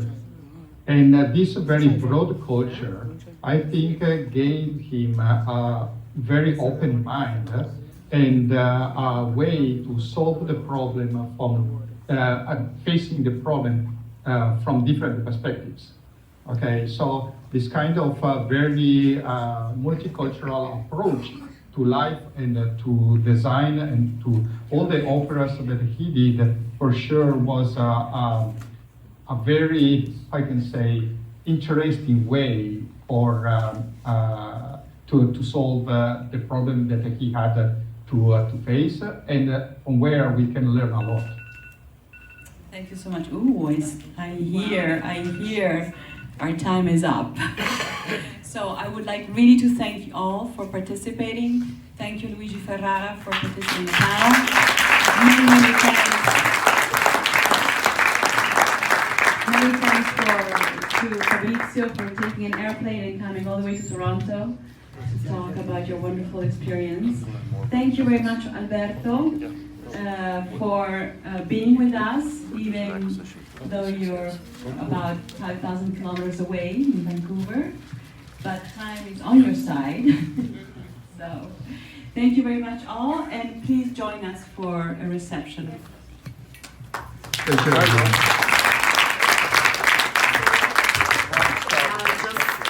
Just a very quick note before we conclude. Can we just put on the slide for the wine sponsors? I guess we would like to thank all the wine sponsors that contributed to this evening. And that allows us to offer you the amazing networking reception that is just about to start. So if we can do that, otherwise consider them thanked, I guess, if the slide is not all the wine sponsored. Thank them by drinking. By drinking, exactly.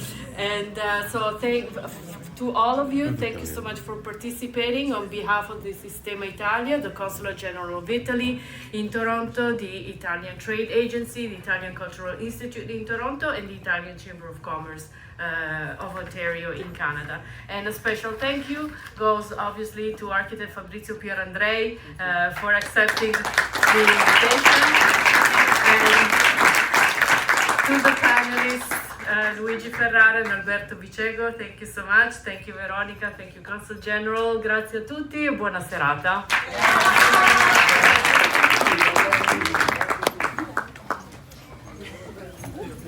Molto interessante, siamo in diretta, molto interessante come Italian Design Day. Lei ha fatto una domanda dal pubblico circa l'insegnamento nelle scuole, molto importante. Perché? Parlo Come italiano, vuole, ma parlo... Parli inglese allora. Ok, so...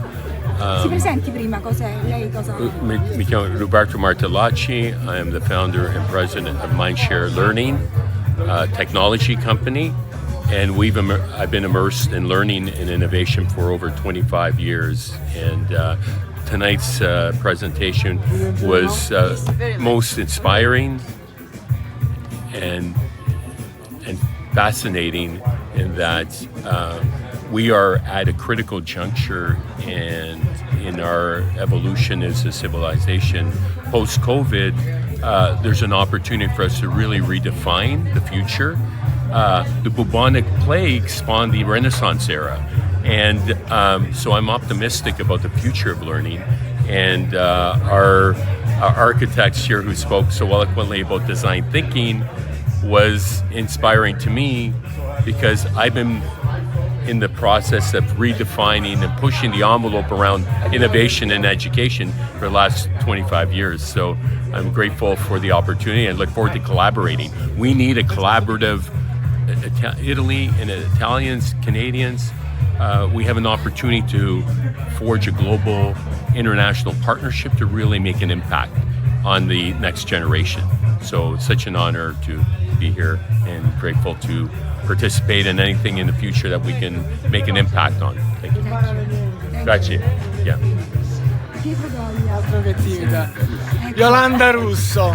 È stato che interessante, piacere. è stato molto interessante da parte anche di Ita poter organizzare un evento come questo. Raccontaci, da dove è nata questa idea? Ormai sono 7 anni che il Ministero degli Affari Esteri, in collaborazione con l'Istituto di Cultura Italiano, con l'ICE, l'Agenzia per l'Internazionalizzazione delle Imprese, che celebra ogni anno il design. Perché questi tre soggetti che rappresentano un po' il sistema Italia nel mondo? Perché il design è trasversale. Come abbiamo sentito anche oggi, prende, naturalmente le persone conoscono il design per gli oggetti di comune uso, tante icone. Abbiamo fatto vedere come già nel 1924, quindi 100 anni fa, con la prima fiera campionaria che è partita da La Spezia, l'Italia già si attestava come un paese manifatturiero che non solo sapeva fare belle cose e utili, ma fatte con questo stile straordinario. Ecco, oggi è stata una particolare edizione di questo Design Day, è andata molto bene, tanti partecipanti, abbiamo riempito il teatro Spadina e siamo molto contenti perché c'è sempre questa voglia di confrontarsi anche, non soltanto di ascoltare nuove idee da chi il design lo pratica tutti i giorni. Abbiamo avuto l'architetto Pier Andrei, ma anche i panelist Ferrara e Dicego da Vancouver, quindi due realtà, quella italiana, quella canadese, che possono e devono continuare a dirsi molto tra loro, perché non dimentichiamo gli spunti di collaborazione che ci sono tra Italia e Canada proprio sul design. Abbiamo, e non a caso lo cito, il forum Italia-Canada sull'intelligenza artificiale. Ecco, è un periodo questo dove ci dobbiamo molto confrontare con le nuove tecnologie. Siamo tutti di fronte al guado di come si evolverà, non dico i prossimi anni, ma i prossimi giorni della vita di ciascuno, del fare impresa, del fare prodotti che poi vanno, diciamo, nelle case di italiani, di canadesi e del mondo.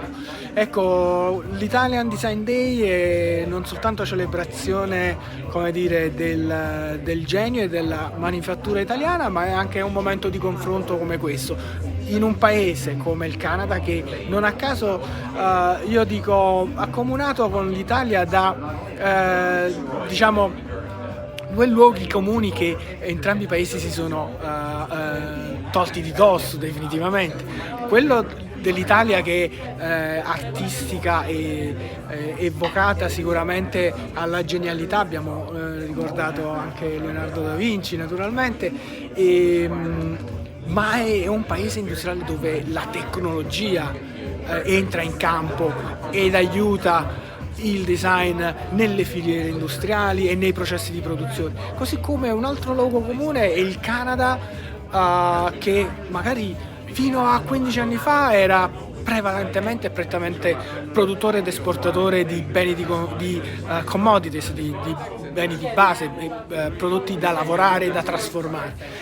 In realtà oggi anche il Canada, anche grazie alla tecnologia italiana, è un paese manifatturiero, produce prodotti di design e oggi è stata un'occasione per sentire il design, rappresentanti autorevoli del design italiano e quello canadese confrontarsi. Grazie. Grazie Ilan.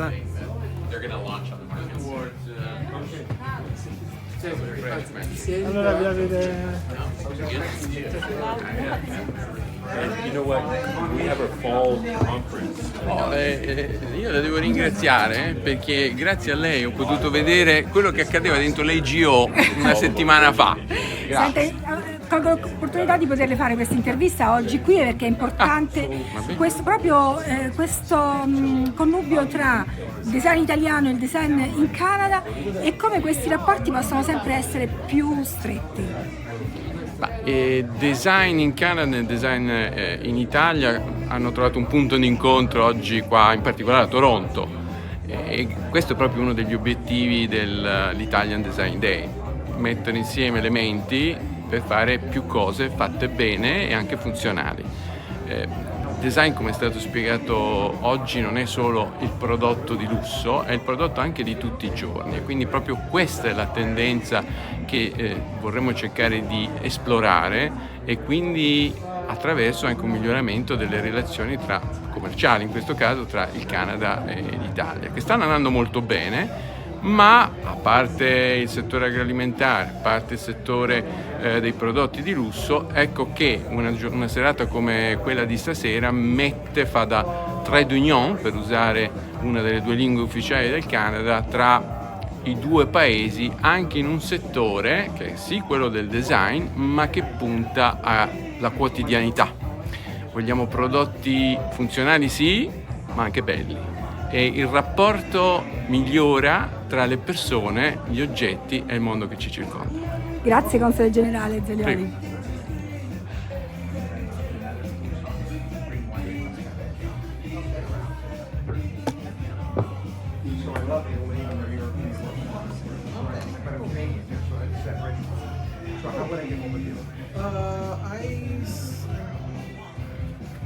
I'm sorry.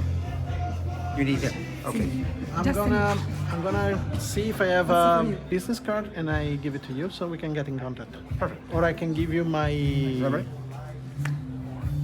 But I would like to do that because I know you Yeah. get busy and I don't want to miss this opportunity because you're a cool guy, Okay. but I want to hear more about what you do. Because I'd like to Okay. do a feature piece just on you. Okay, thank you very much. So you will contact me for sure? Yes, for sure. I have your card. Okay.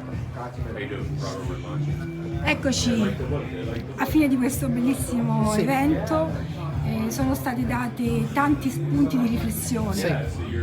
Uno di questi è stato dato proprio da queste slide che ci hanno portato nel corso degli anni a capire questo design come si è evoluto e quello che bisognerà andare a fare nell'arco degli anni.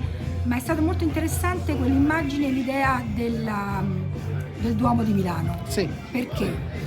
Ma allora, ho usato quella immagine finale un po' per riportare al ricordo di tutti quanti che la condizione in cui viviamo è una condizione tutto sommato recente nella storia dell'umanità. Quando guardiamo opere come il Duomo di Milano dobbiamo tenere conto che sono state create da generazioni che hanno dedicato il loro lavoro e i loro sforzi, hanno dedicato magari tutta la vita a scolpire delle statue che magari venivano messe ad un'altezza tale che nessuno poteva effettivamente apprezzarle, e hanno dedicato il loro tempo per costruire un qualche cosa che non avrebbero visto compiuto non solo nell'arco della loro vita, ma nell'arco della vita dei loro figli o dei loro nipoti o dei loro pronipoti, eppure hanno dato tutto quello che potevano fare per creare un'opera che rimanesse per le generazioni dopo.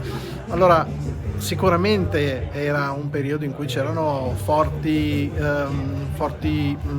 ideologie, forti spinte anche religiose che davano un senso nel fare questi sacrifici. Però credo che noi dovremmo sempre considerare che su questa terra siamo comunque di passaggio e che quindi saremo sicuramente giudicati da chi verrà dopo di noi per quello che abbiamo lasciato. E credo che oggi viviamo troppo il presente, senza effettivamente domandarci che cosa lasceremo alle generazioni dopo. Quindi come si può riuscire a dare questi input, questi spunti di riflessione ai giovani? Beh, allora innanzitutto cercando di creare un momento di consapevolezza, che non è una consapevolezza della situazione drammatica in cui siamo, non è una questione di drammatizzare e di terrorizzare i giovani, perché lo vediamo quali sono le reazioni, sono reazioni di abbandono scolastico, sono reazioni di resa di fronte all'ineluttabile, no? Invece credo che le cose che dovremmo cercare di fare sono cercare di dare uno spirito critico e uno spirito creativo tale da renderli in grado di decidere dove e che cosa possono fare come individui o come gruppi che sia effettivamente realizzabile, che sia effettivamente d'impatto per un futuro più sostenibile sicuramente. Anche il fatto, appunto, come l'altro spunto, di come rendere fruibile anche dopo, diciamo, nel tempo i vari materiali. Sì. Non solo per la sostenibilità, ma anche proprio per un valore etico di quello che si va. Certo, beh, adesso noi per esempio una cosa che facciamo nei nostri laboratori, usiamo tantissimo materiale che è di riciclo. Ovviamente noi stiamo parlando di una cosa molto, molto piccola, che comunque il laboratorio con i bambini non prende comunità molto grandi, non possiamo dire che stiamo facendo un'opera di riciclo, però per esempio quando ci riforniamo di materiale di utilizzo, una cosa che facciamo è quella di rivolgerci a centri che in Italia sono abbastanza famosi, tipo il centro Remida, che quello che fa è la raccolta di pezzi di scarto, piuttosto che scarti di lavorazione, piuttosto che diciamo oggetti non venuti bene, posto che essere mandati al macero e quindi essere distrutti, sono raccolti e dati alle scuole proprio per aiutare i bambini a fare dei modelli senza utilizzare ulteriore materiale. Ovviamente stiamo parlando di una goccia in un mare enorme, e le strategie che sono state dette da altre persone in questo talk hanno anche identificato alcuni settori in cui si può effettivamente cercare di fare un design più sostenibile, tecnicamente sostenibile. Diciamo che anche oggi si è parlato di Made in Italy. Sì. E quindi il Made in Italy, nonostante gli anni, nonostante tante vicissitudini a livello governativo, riesce sempre ad avere la sua parte nel mondo. Ma allora, io direi di sì, però ovviamente sono italiano e sono di parte. Credo che forse la cosa che ho voluto un po' mostrare oggi è un volto diverso del Made in Italy. Adesso per scherzo una persona mi diceva: io sono venuto qua, speravo di vedere Ferrari che volavano, alta moda, eccetera eccetera. Ovviamente era una battuta, provocazione. Una provocazione, perché poi alla fine quando parliamo di Made in Italy tante volte è quello sicuramente, non dobbiamo dimenticarcelo. Ma a volte rischia di essere un po' un cliché, no? In realtà ci sono modi di fare design in Italia che sono legati all'innovazione sociale, sono legati alla salvaguardia del pianeta, sono legati a cercare di trovare nuove forme educative, di cercare di adeguare il paese a un mondo che è totalmente diverso da quello che poteva essere negli anni 50-60. Quindi anche trovare delle soluzioni, come diceva anche lei, in base alle criticità che si presentano in maniera... Sì, diciamo, da un lato cercare di capire quali sono le criticità più urgenti e quelle meno urgenti, dall'altro anche capire che parte del Made in Italy deve essere trasferito alle giovani generazioni, perché effettivamente alcuni elementi del Made in Italy sono elementi non solo formali ma sostanziali di un modo di fare design che ha in se stesso la capacità di poter affrontare sfide molto complesse. Ricordiamoci sempre che comunque il design italiano nasce dopo una guerra mondiale, una Italia che era totalmente da ricostruire, no? E quindi oggi siamo pronti a un nuovo risveglio di questa creatività. Magari sì, sicuramente sì. Tanti dicono un nuovo rinascimento, ma anche qua è una bellissima ispirazione, non dovrebbe essere un vincolo, non dovrebbe essere siamo quelli del Rinascimento. Noi siamo quelli che nella storia abbiamo fatto la storia in tanti momenti, no?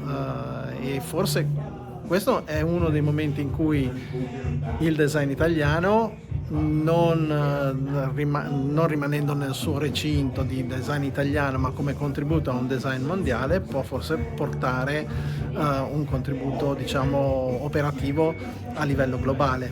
Certo, può esserci un design italiano che poi viene fatto e manifatturato anche in Canada, per esempio. Ma assolutamente, ma come può avvenire, ma sicuramente questo può avvenire, come può avvenire il contrario, ok? Sicuramente siamo in un mondo globale e le dinamiche sono globali. Credo che chiamare il design italiano non sia una questione tanto di nazionalità. Io stesso a volte non saprei se definirmi italiano, europeo o che cosa, però effettivamente c'è una parte della nostra cultura che ha un'origine e che noi dobbiamo riconoscere, che è poi quella. Che è sempre verde, bianca e rossa. Che è sempre verde, bianca e rossa. Grazie, ricordiamo il suo nome? Fabrizio Pierandrei, di Paco Design Collaborative. Grazie.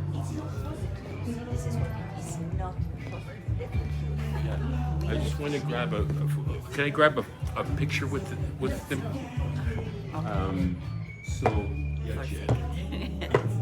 So that was interview, right? For over 25 years. That's cool. Trying to push innovation.